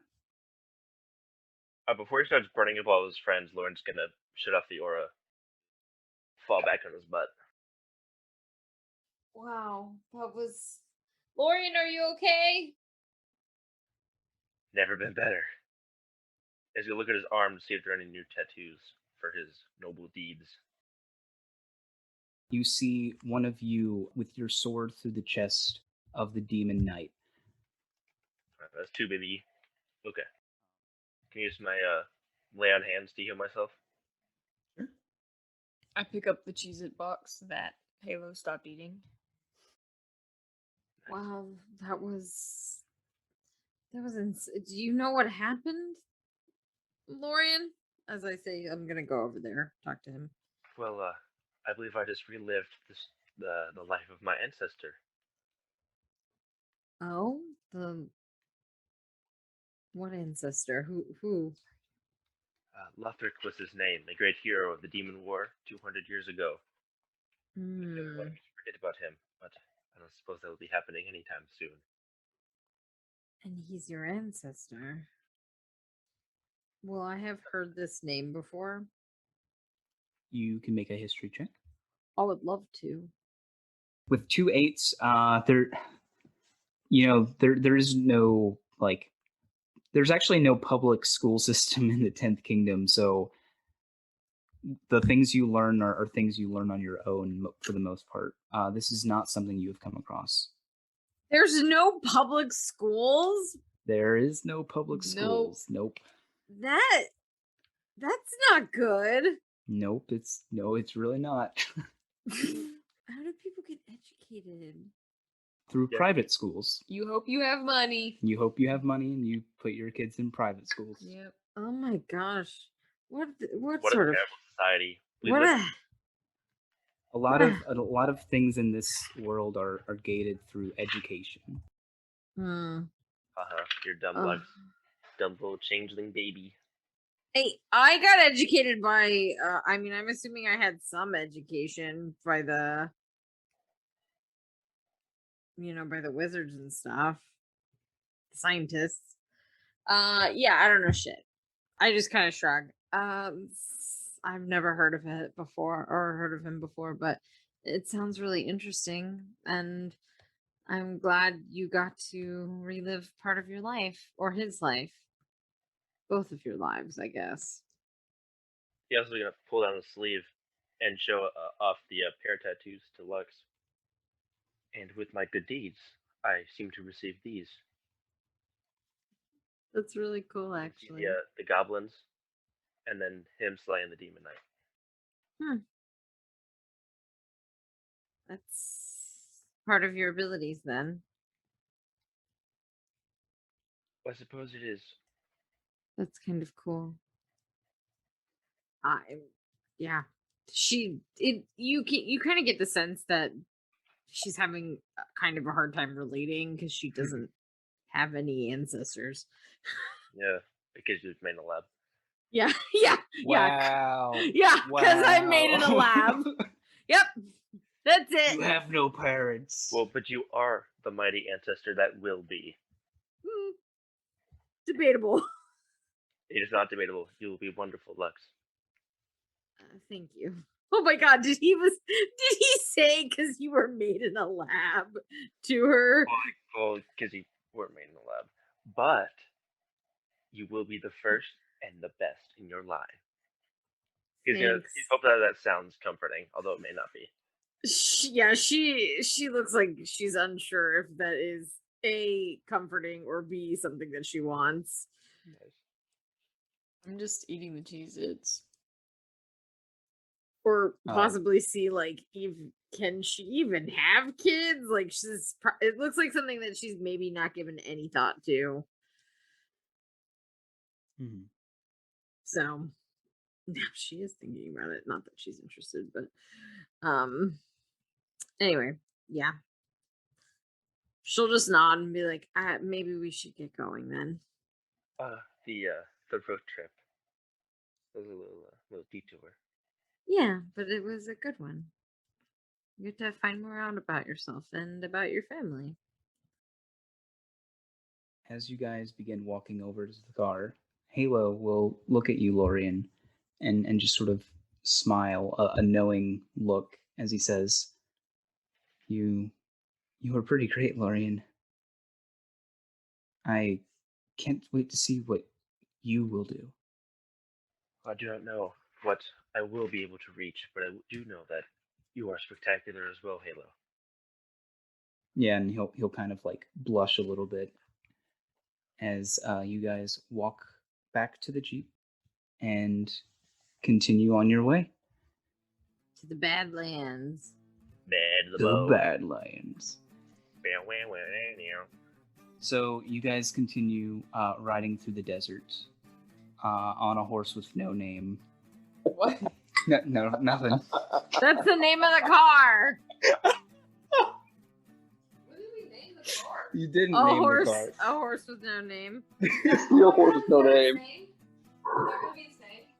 It can be. It is now. In our other campaign, we have a pickup named My Pawpaw Has a Cow Named Rebecca. So this works. This is Yeah, perfect. we're naming this. All right, your Jeep, a horse with no name. We're way ahead of our time. That song didn't come out until 1971. I knew Mike would get it. I was like curious if Casey would, but she didn't. No. The greatest part about this is that, like, in 10 years, Marcus or somebody or one of us is gonna be listening to the radio and it's gonna be like, and now A Horse with No Name by America. We're gonna be like, that's the name of the car. They stole it from us. I mean, that's if we live that long. Who wrote that song? Yeah, we used to meet them, and then we inspired them to write said song. Oh, okay. I see. That's exactly what happens. We're gonna meet the band America. In the 10th Kingdom, yeah. Yeah, makes sense. I think it'd work. They're just touring. They're just touring. So yeah, you guys drive for a good bit, and it gets to the point where you need to fill up the car with gas, and you stop in a small town. I'm not paying for the gas. It's included in your life expenses. I like how B is like, we all get out of the car and B is like, I'm not paying for this. And we're like, what? B? Lux is like, fine, I'll get this round. I bought the tires. I didn't know that. I thought those came with the car. No, but look how nice they are. Dude, how nice do those tires look? I mean, they're not. I mean, they're better than what I get. You usually. could probably put a penny in and get like most of Lincoln's face. Oh my gosh.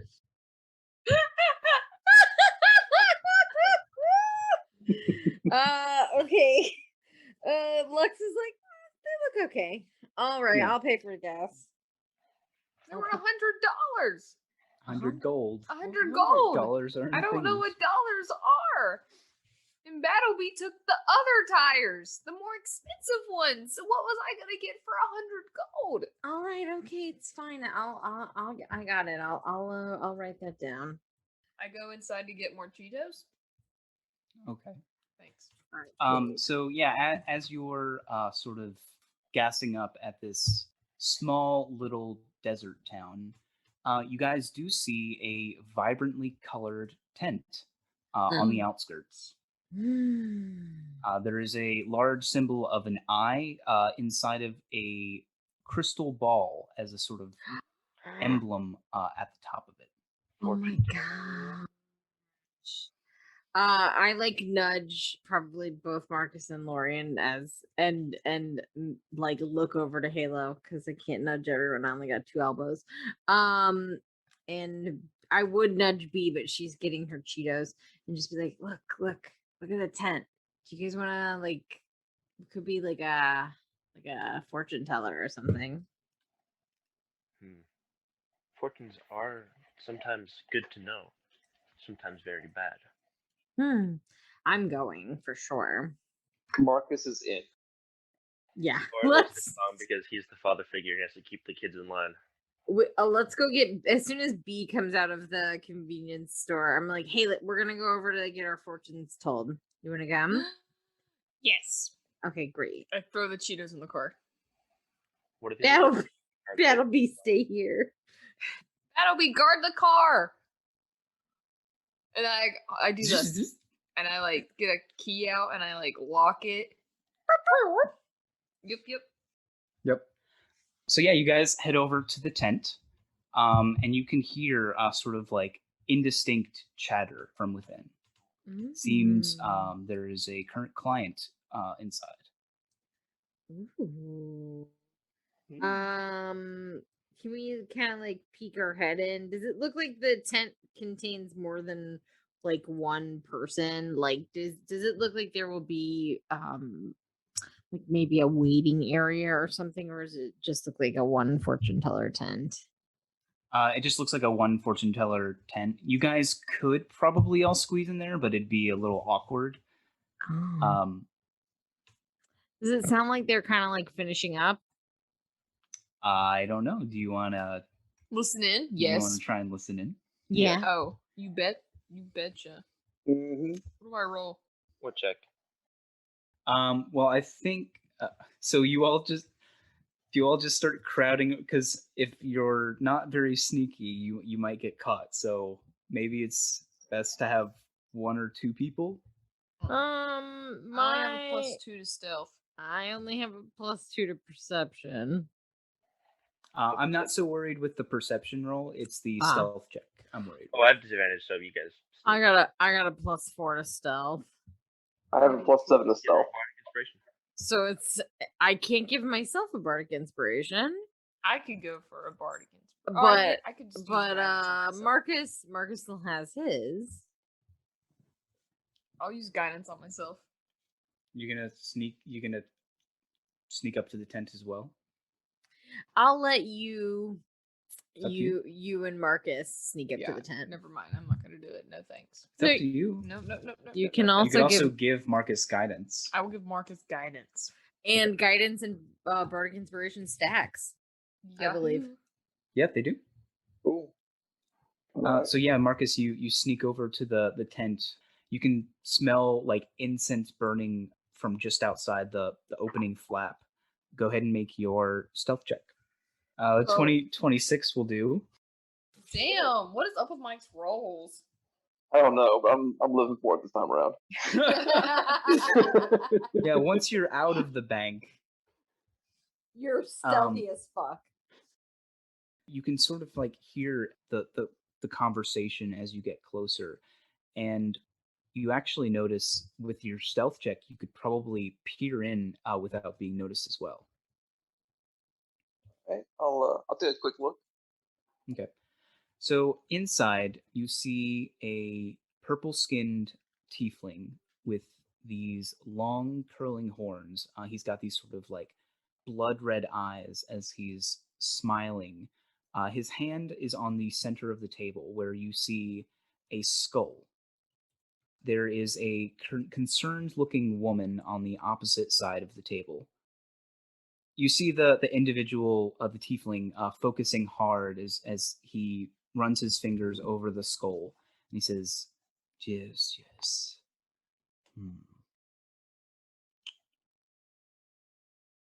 Unfortunately, your grandfather doesn't want me to know the whereabouts of your family's fortune. I'm very sorry. And the woman says, "Did you tell him that my daughter is dying?" And he says, "I'm so sorry.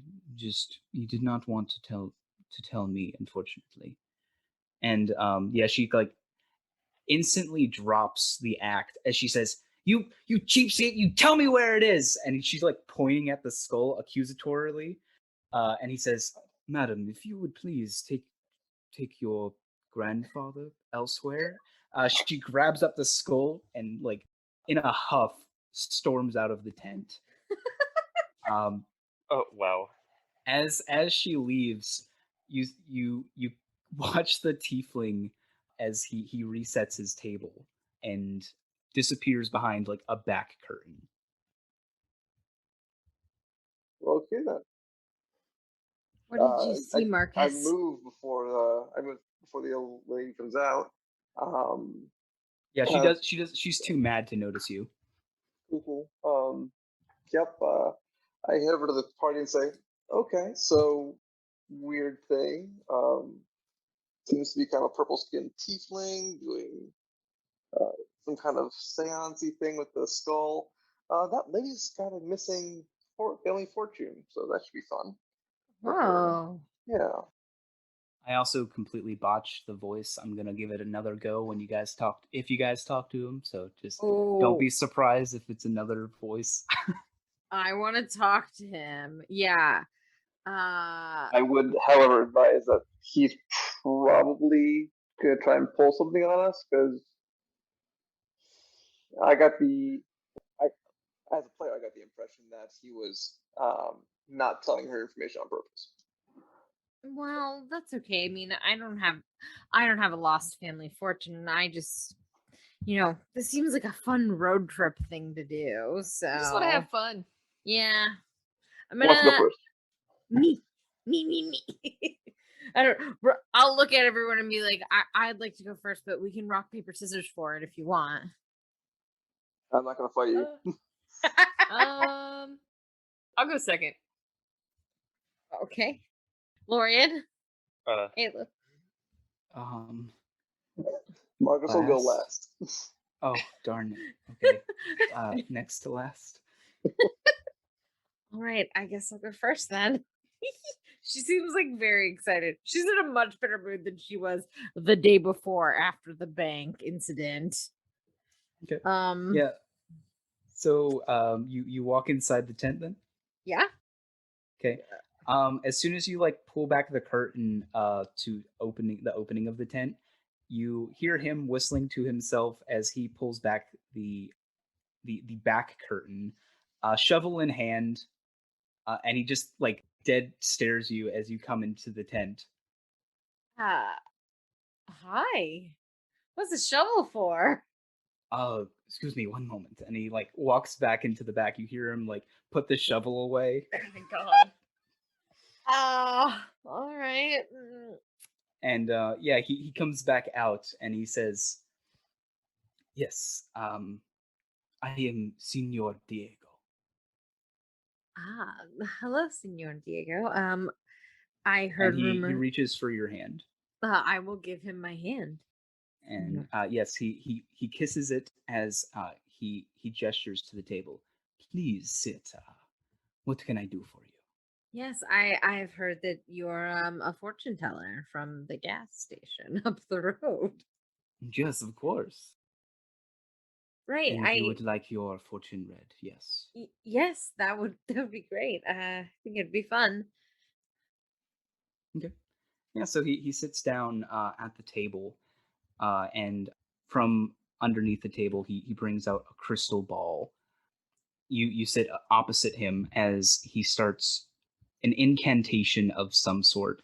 You see four sort of dazzling orbs of light leave the crystal ball and start swirling above as he like swings his body to himself. Yes, I can see you. Okay. Right.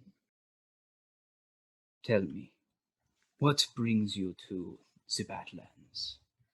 I'm on a small quest to find out some information for a dragon friend of mine.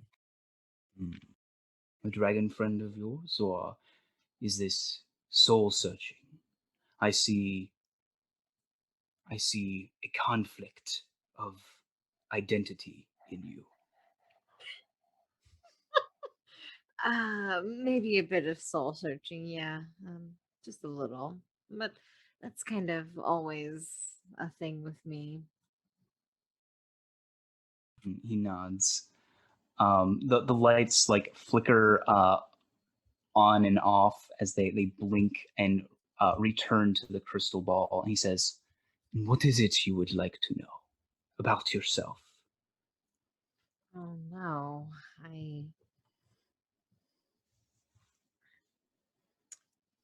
I guess I'm wondering if I'll ever feel comfortable truly being myself around people. And at that, he sort of nods and he says, "I think the only way to find out who you truly are is to be your true self." And he like looks at you with a smolder. Oh my god. Lux will nod though, just kind of pensively, like thinking about what he just said. Right. That Do not be afraid to be yourself. things are a little complicated, I have to say, but maybe one day. Such is life. Such is life. Yes, we don't know. I don't know. One day. That's it? That's all you see is my personality conflict? Well, yes. Wow. She kind of shrugs. All right. I mean, it sounds like I have a lot of soul searching to do. I would say so, yes. All right. And he holds out his hand. There's a fee associated with this. Senor Diego needs to eat, no? Senor Diego must eat. What is Senor Diego's price for a fortune? For a pretty lady like you, say 20 gold. 20 gold? Is one of my best rates, yes. Yeah, could we do 15, maybe 10 even? For you, 10 gold. All right. Okay, Senor Diego. I will take out 10 gold and hand it to him. Gracias. And he pockets it. I don't know many Spanish words, so you'll have to bear with me here. No, you did fine. I don't know many Spanish words either, so you're fine. She'll just nod. Thank you, Senor Diego. Have a wonderful evening. Don't spend it all in one place. And she'll leave. And then look at B when she comes out and she's like, he's kind of a scam artist. Oh, should I even go then? Oh, yeah, definitely go in. He's like, oh, you have a conflict of identity. And it's like, I'm going to like bend down and whisper. And it's like, no shit. All right. All right. Don't make me do it again. That's okay. I'm gonna go in. You're doing it for everyone. No. So yeah, B, you go in, you see the same thing. He has a shovel in his hand, about to leave. He sighs and walks to the back and puts it away. Oh, do you want me to leave? No, if you are paying customer, I would be more than happy to read your fortune. Yeah, okay, sure. Yes, please sit at the table. Okay. Now, what can Senor Diego do for you? Oh, you're Spanish? Oui. I mean, si. Oh, so you speak Spanish? I do. I took some classes when I was in school. Hablo español un poquito? Un poquito, yes. Well, me llamo Beatrice. I forgot my name. Me llamo Senor Diego. Oh, Oh, okay, that's cool. Can you give this whole Buenos tardes. can you give this whole session in Spanish? I need to really Please stop. You are so evil. I'm just staring at James with this and he's like, Casey, stop this shit. Tell me, what did you come to Senor Um, Diego for? Alright, well I just want to do your thing that you do. You know? You are very young to come to the Badlands, yes? Yeah, Please, I'm pretty bad. sit at my table, please. Okay. James hates me. God. This is so funny. My face hurts. I'm laughing so hard. What brings you to the Badlands? Well, it's a really long story, but somebody stole. Oh, I can't talk about them.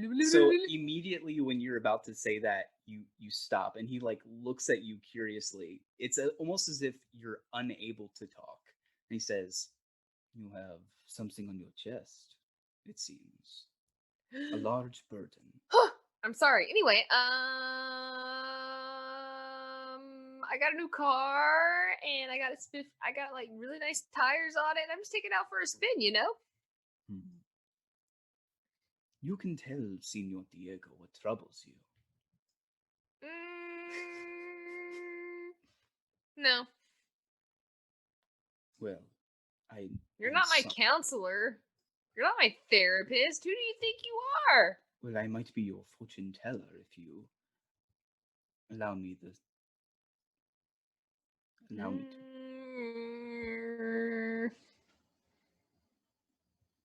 What else can you give me? I can help you find lost objects if you are looking for something. You know, I lost my tennis racket the other day. In the Badlands. Do you live here? No. I think it's in my dad's basement. You know, I don't think this is for me. I'm gonna go. Okay. That sounds good. And he holds out his hand. I give him a high Do five. not give him a high five. I give him a high five. So you slap his hand and you leave. And he's like, wait, oh, there she goes. Oh, well. And he like goes back to grab the shovel again. Well, how'd it go? Yep, it's a scam. Does Lux know what spell he cast while you were in there, by the way? No. Oh, did he cast Dancing Lights? He sure did. Yeah. This is like every time you have someone cast a spell, it's like a quiz for me. You're like, do you know what I did? And I'm like, maybe. I don't know. Yeah. I just wanted to point out that it was a cantrip. Oh, yeah. So, low level, then. He's not casted no clairvoyance, is what I'm hearing. I'm sorry I fucked with you, James. It's okay. Does anyone else want to go talk to him? Can you just do his accent again? Senor Diego. You sound like, Esteban. Julio, Ricardo. No. Maybe it's not him. Maybe it's the guy from Fairly Odd Parents. Juandísimo? Yes, Juandísimo. Ay, Juandísimo. That's who you sound like, not Esteban. I've never tried a Spanish accent, so it was very difficult for me. You did great. Juandísimo. All right, does anyone else want to talk to this schmuck, or what are you doing? Lorian, I think you're next.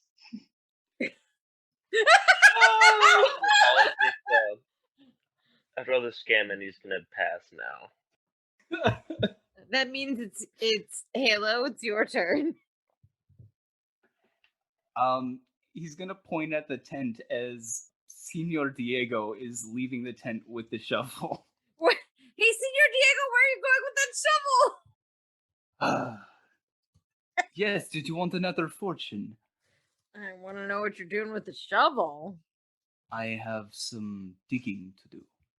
Yeah, what kind of... Yeah, obviously it's a shovel. What kind of digging? It is personal business. You want to pay me gold for that, and I'll tell you some crap? You want to pay me some gold for that, and I'll not tell anyone about this crap?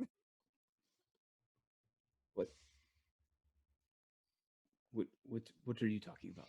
You're a scam! Me? Senor Diego is no scam. You're a scam. I throw a Cheeto at his face. You're like shouting at him across the road. A car goes by and the Cheeto just lands in the street. Boo! You're a scam. You should cast catapult on the Cheetos instead of flying on them. Can I do that? I use catapult on the... Can I do that, James? Yeah, you can do it. Sure. Make an attack roll.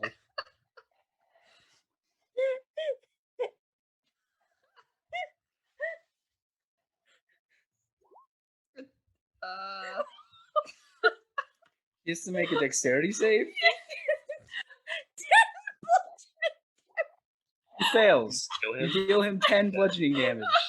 Congratulations. With the Cheeto! It like hits him in the forehead, and he's like, "Oh, how dare you! Leave my sight!" You got some artificial cheese on your forehead there. Does he I look guess hurt? that. And he walks away. But if you're gonna bury a body, just be careful. She screams that.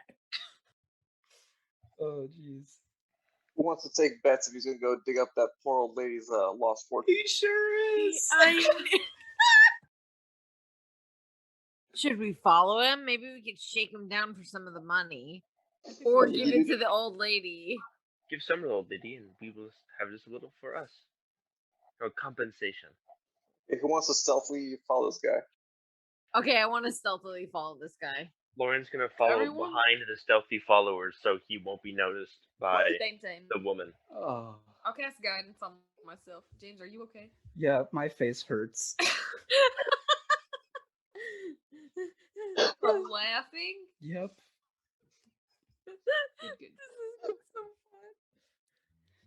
Good. So, yeah, he starts to like walk over the dunes. You guys begin to follow him. Yes. Yeah, stealthily though. Okay. As you get to the top of the mound, he is nowhere to be seen. What? Can I make a survival check? You can. Sweet. Give yourself guidance. I give myself guidance. All right. Yeah. I'll still roll my d4. Okay, survival. 7. Yes, you can roll survival. I'll give Lorian guidance. Okay, add it on. I will also give everyone guidance. Alright, that's 12. Do I find I'll him? give everyone guidance. You know what? Halo. Can I roll survival too? Can we all check? Yes, you all can roll survival. Please add your 1d4. Oh my Marcus, you find his footprints in the sand. You know what? No, I'm rolling. He can still beat that. He can Why? still Come on, beat it. baby Halo. You find his footprints in the sand. I can't breathe. Someone should knock him out. Can we spot him? No, he's invisible. Tell anybody where his footprints are. Yes, you can easily track him. Well, once we follow the tracks that Marcus points out, can we find him digging? Wait, can I? Hold on, I have an idea. Because I want to pick up Bee and throw her. You at guys him. can literally see him walking in the distance, leaving footprints as he's going. He really Oh. is? Can we oh yeah, we see him. Can we tackle him? Lorian, He's like, get him. he's like 300 feet away from you right we now. have to see what he's digging first. Then we Okay. can jog him. Okay. I can also. Yeah, I will pick you up and I will throw you like one of those trebuchets. No, don't throw B. No. I am strong. She is small. It will be fun. It would be fun. But I do think it's a good idea just to follow him for now. Yeah, for now. And then once he finds his magic chest, we can throw each other at him. Throw me! Yes. Okay. That's For I'll now- think about it. Lauren will have B on his shoulder, just in case. Being able to toss. Battleby's following behind. It's Yeah. fine. It's fine. So you guys begin to trail him. Could you all make stealth checks, please? Do I have advantage? Yep, you're at disadvantage. 6. Okay, 6. Wait, don't you have a bardic inspiration? I'm using guidance on It's myself. been more than an hour though. Oh yeah. Has No, it? no, it doesn't last an hour. It's just it lasts. All right, I roll think me it roll does me have that. a. I think it does have a set time frame. It's 10 7. minutes though, not an Okay, never hour. mind. 16. Okay, so Sorry, guys. Lorian and B, you're snacking on Cheetos too loud. Lorian, your armor is just, clanking in the hot sun. You guys see the footprints as they come to a halt and turn around as the invisible man faces you. Doesn't say anything. He just looks in your direction. Do we know he's looking at us? Yes. Hey, Hey, I'm gonna wave. where you You're not- going? What did you say, huh? you're It not takes a invisible. It takes a step backwards. You see the boot print in the sand. Okay, You get okay? him. Throw me! You guys are still 300 feet away Not yet. from him. No. Oh, Wait, not right. Okay. down Oh, to- not right now.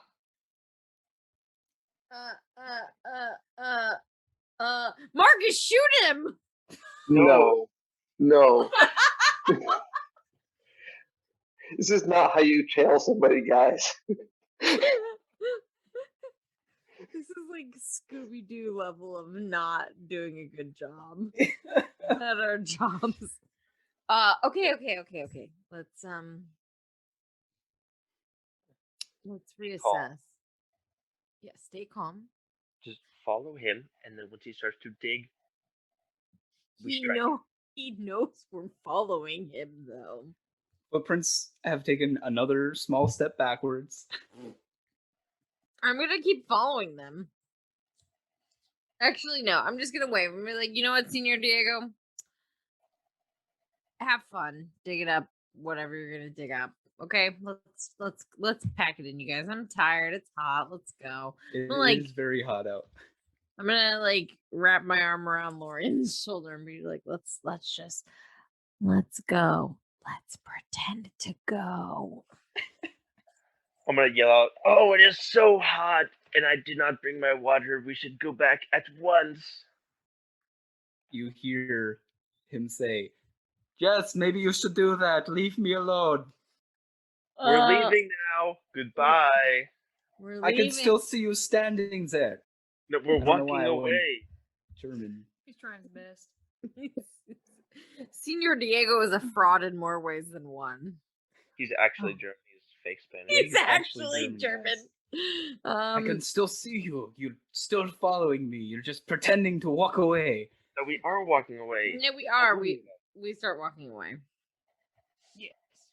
I don't Okay. think that we're gonna catch him. Do you have hold You person? guys- I don't have hold person. I didn't take hold person. Maybe next time. Sorry, I don't have anything useful, truly. Well, should we just continue on with our road trip? Yeah. Yeah. Yes. Yeah. Do what? I have no words. Yes, back to the So- car. Okay, you guys get back to the car. Thank you. Sorry, we Sorry, almost I'm killed just trying to recover real fast. you. Because there is actually another NPC you're supposed to meet in this town. Oh my gosh. Oh, so Well- sorry. No, it's okay. Are they in the gas station? I can't think right now. Hold on. Give me a second, guys. Talk to yourselves real fast. Oh my god, we almost killed him by Guys, trying to. we broke James. We have to Oh start my again. gosh, I'm so sorry. I It's thought we fine. broke you last time, but apparently you're trying to follow Senor Diego. Was I the about last. died of laughter over here. For a while I could not breathe. Yeah, it was so hard when Casey was like, "Oh, you speak Spanish? I speak Spanish. Can you give this whole session in Spanish?" I was like, "Oh my god, there's no way." Rude. So rude. I was like, "How could she do this?" But It's so funny. It was so funny. Can't get mad at me. It was wife. It's a hands down a wife move as a wife. All right, let me get this NPC. So This is Okay. the last interaction we're having tonight. I swear to God. Hold on just a second. As you guys are returning to your jeep, you see a man. He's got like a huge hunch, and he's like eyeing your car with like one big eye. He's got a sort of mustache that covers his entire mouth, and he sees you guys like walk up as he like jolts a little bit. Is he at our car? It is not for sale. Oh, I wasn't looking to buy. Why are you at my car? I was just curious because we don't get a lot of strangers in these You parts. freaking weirdo. Don't say that. Eee! He will smack her in the back of the head. Gently. I'm gonna call DSS. Behave yourself. He starts to shuffle away back to the gas station. Scared off the NPC. Oh my gosh, B. Should have retcon it. I mean, Yes. you can stop him. He's just shuffling that way. Sir, I'm so sorry. Huh? Sorry about her. She's, you know, a teenager. You know how teenagers are. You see, she was cast on a feeble mind spell a few years ago, and she has never truly recovered. Oh my I god. have no idea what those words mean, son. She's just a kid. Don't worry about her. You know, kids say the darndest things. Right. I was just curious because we don't get a lot of adventures in these parts. You know, when we're going adventuring, we gotta. Flux is gonna look at you, Lorian, and be like, Lorian. I'm testing my accent. Sir, I'm sorry about my friends. We're just, you know, yeah, we're adventurers. We're just out here in the Badlands, just. Y'all just seem to talk to yourself for like 2 minutes straight there. Yeah, we do that. It seems like pretty frequently, actually. We're just, you know how city folk are. Yeah, city folk. Can't trust them. Don't trust them. Yeah, can't trust them. Don't trust them. Anyway, yeah, we're just here from the city. We're just on a little vacation. Why did I say that? Are y'all bounty hunters? Marcus raises his hand. Yep. Yeah, he like squints at you. You look the sort. Thank you. Yeah, Marcus is really handy with a gun.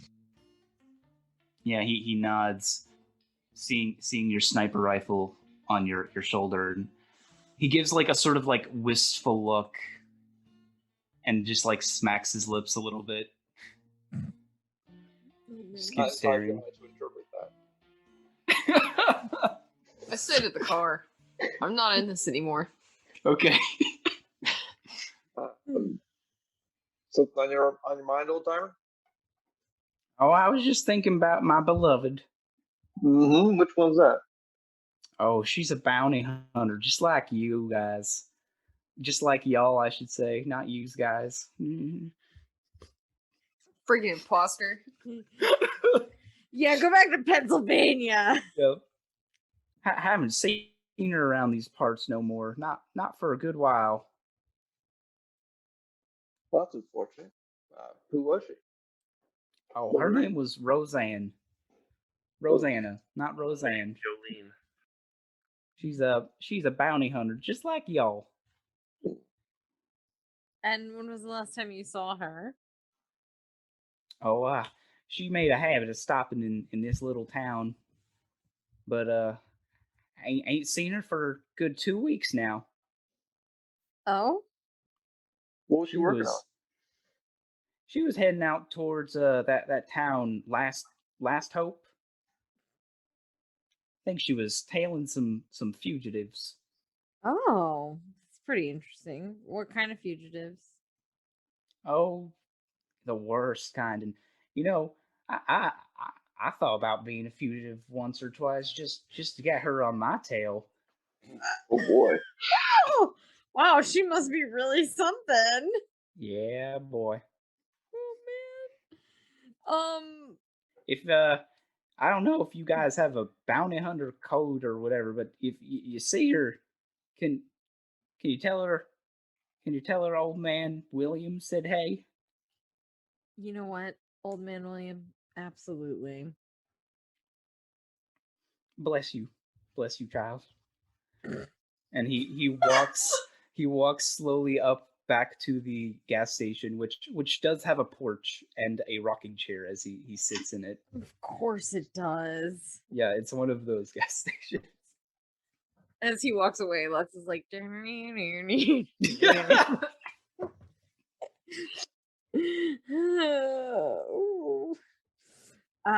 Smash cut to Senor Diego, who's finished digging, and all they were vintage baseball cards. He's very upset. I'm just gonna like lean over to Marcus or Lorian or whoever's close to me and just be like, can we just not tell Rosanna if we see her? Yeah, I second that. Yeah, this guy's creepy. We didn't sign no contract with him. We don't know anything. We don't know Rosanna. Thank you, old man William. It was really nice meeting you. We'll say hi to Rosanna for you if we see her. Thank you for the Coca-Colas. He holds up his lemonade. Y'all have a good one. Lemonade? Yeah. That's the beverage he chose. Mm-hmm. Not sweet tea. I chose lemonade for a reason, Casey. Sin. Why is he drinking lemonade? Just because James is like, this is going to get on Casey's nerves. Let me make him drink lemonade. Maybe you shouldn't have tried to have a whole conversation with him in Spanish. All right. Before everyone tries to leave, I would like to try to go to either Old Man or the gas station and try and find a map of the Badlands. There is a map of the Badlands, yes. And you do see on the very edge of the Badlands, in the most remote part of it, a small town called Last Hope. That's not for boating at all. Is that where the loading platform is? to Last Hope. Is that where the loading platform thing is? Nope. Where is it in relation to the loading area? Actually, very far away. The loading platform is pretty much the southernmost point of the Badlands. Okay. I assume that means that Last Hope's like the farthest north? It's actually along the sort of... It's in the middle of the Badlands, but towards the far west. Oh, okay. Okay. Cool. All right. Well, that was unique. Do we have a reason to go find Rosanna? Nope. Do we have a reason to go to Last Hope? No, I don't think so. Oh. Well, you do know that Rosanna hasn't been seen for the last 2 weeks in this area. How long would it take us to... it is pretty far away, you said? Yes, but by car you'd be able to get there within like half a day. Oh. I mean, we could probably go, and she's missing. Creepy old man hasn't seen her for 2 weeks. Doesn't necessarily mean she hasn't come back. Maybe she's run away from him. But he did say that she made a habit of... I mean, it would not be a big deal for us to take 6 hours or 12 hours to get out of the way and check on her, especially if she's a lone bounty hunter out here. Right. Let's look after her own, right? Yeah. I mean, it wouldn't hurt. Yeah. Besides, we're not exactly on a tight time schedule here. No, we're not. We're out here, so. I mean, Yeah, I told my dad I'd be gone for a week. What? What did you tell him, by the way? Where are you supposed to be? Yeah. Oh, he thinks I'm on a camping trip with my friend. What? B looks just like bends down and is like, B. Didn't I tell you that next time I should meet your dad and then I could like pretend to be your teacher or something? Well, I Wait, there are don't no really public go to school. I don't go to school. I could pretend to be a friend of yours that is giving you music lessons. I don't know, something like that. I don't know. I'll just lie. I'll just say you're my tutor, like I told my new boss Jerome that Halo's my tutor. Yep, that's what she said to him. Does your dad know that you're learning? No, Oh no. All right. my Well, dad's pretty chill. It's cool. yeah, chill. Welcome to the 60s, I guess. Where are you going? On a camping trip for how long? For a week? With who? With one of my friends? Bye. There really are two kinds of people in the 60s. Yeah. All right. Well, On that note, I guess we'll go ahead and end today's session. Ooh, do a nice like pan out.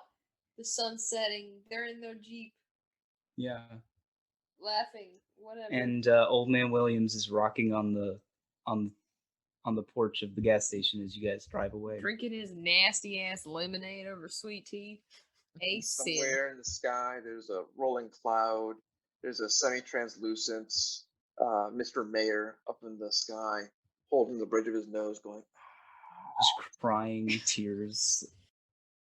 I had so much planned and they focused on Diego. Well, I'm gonna go lie down.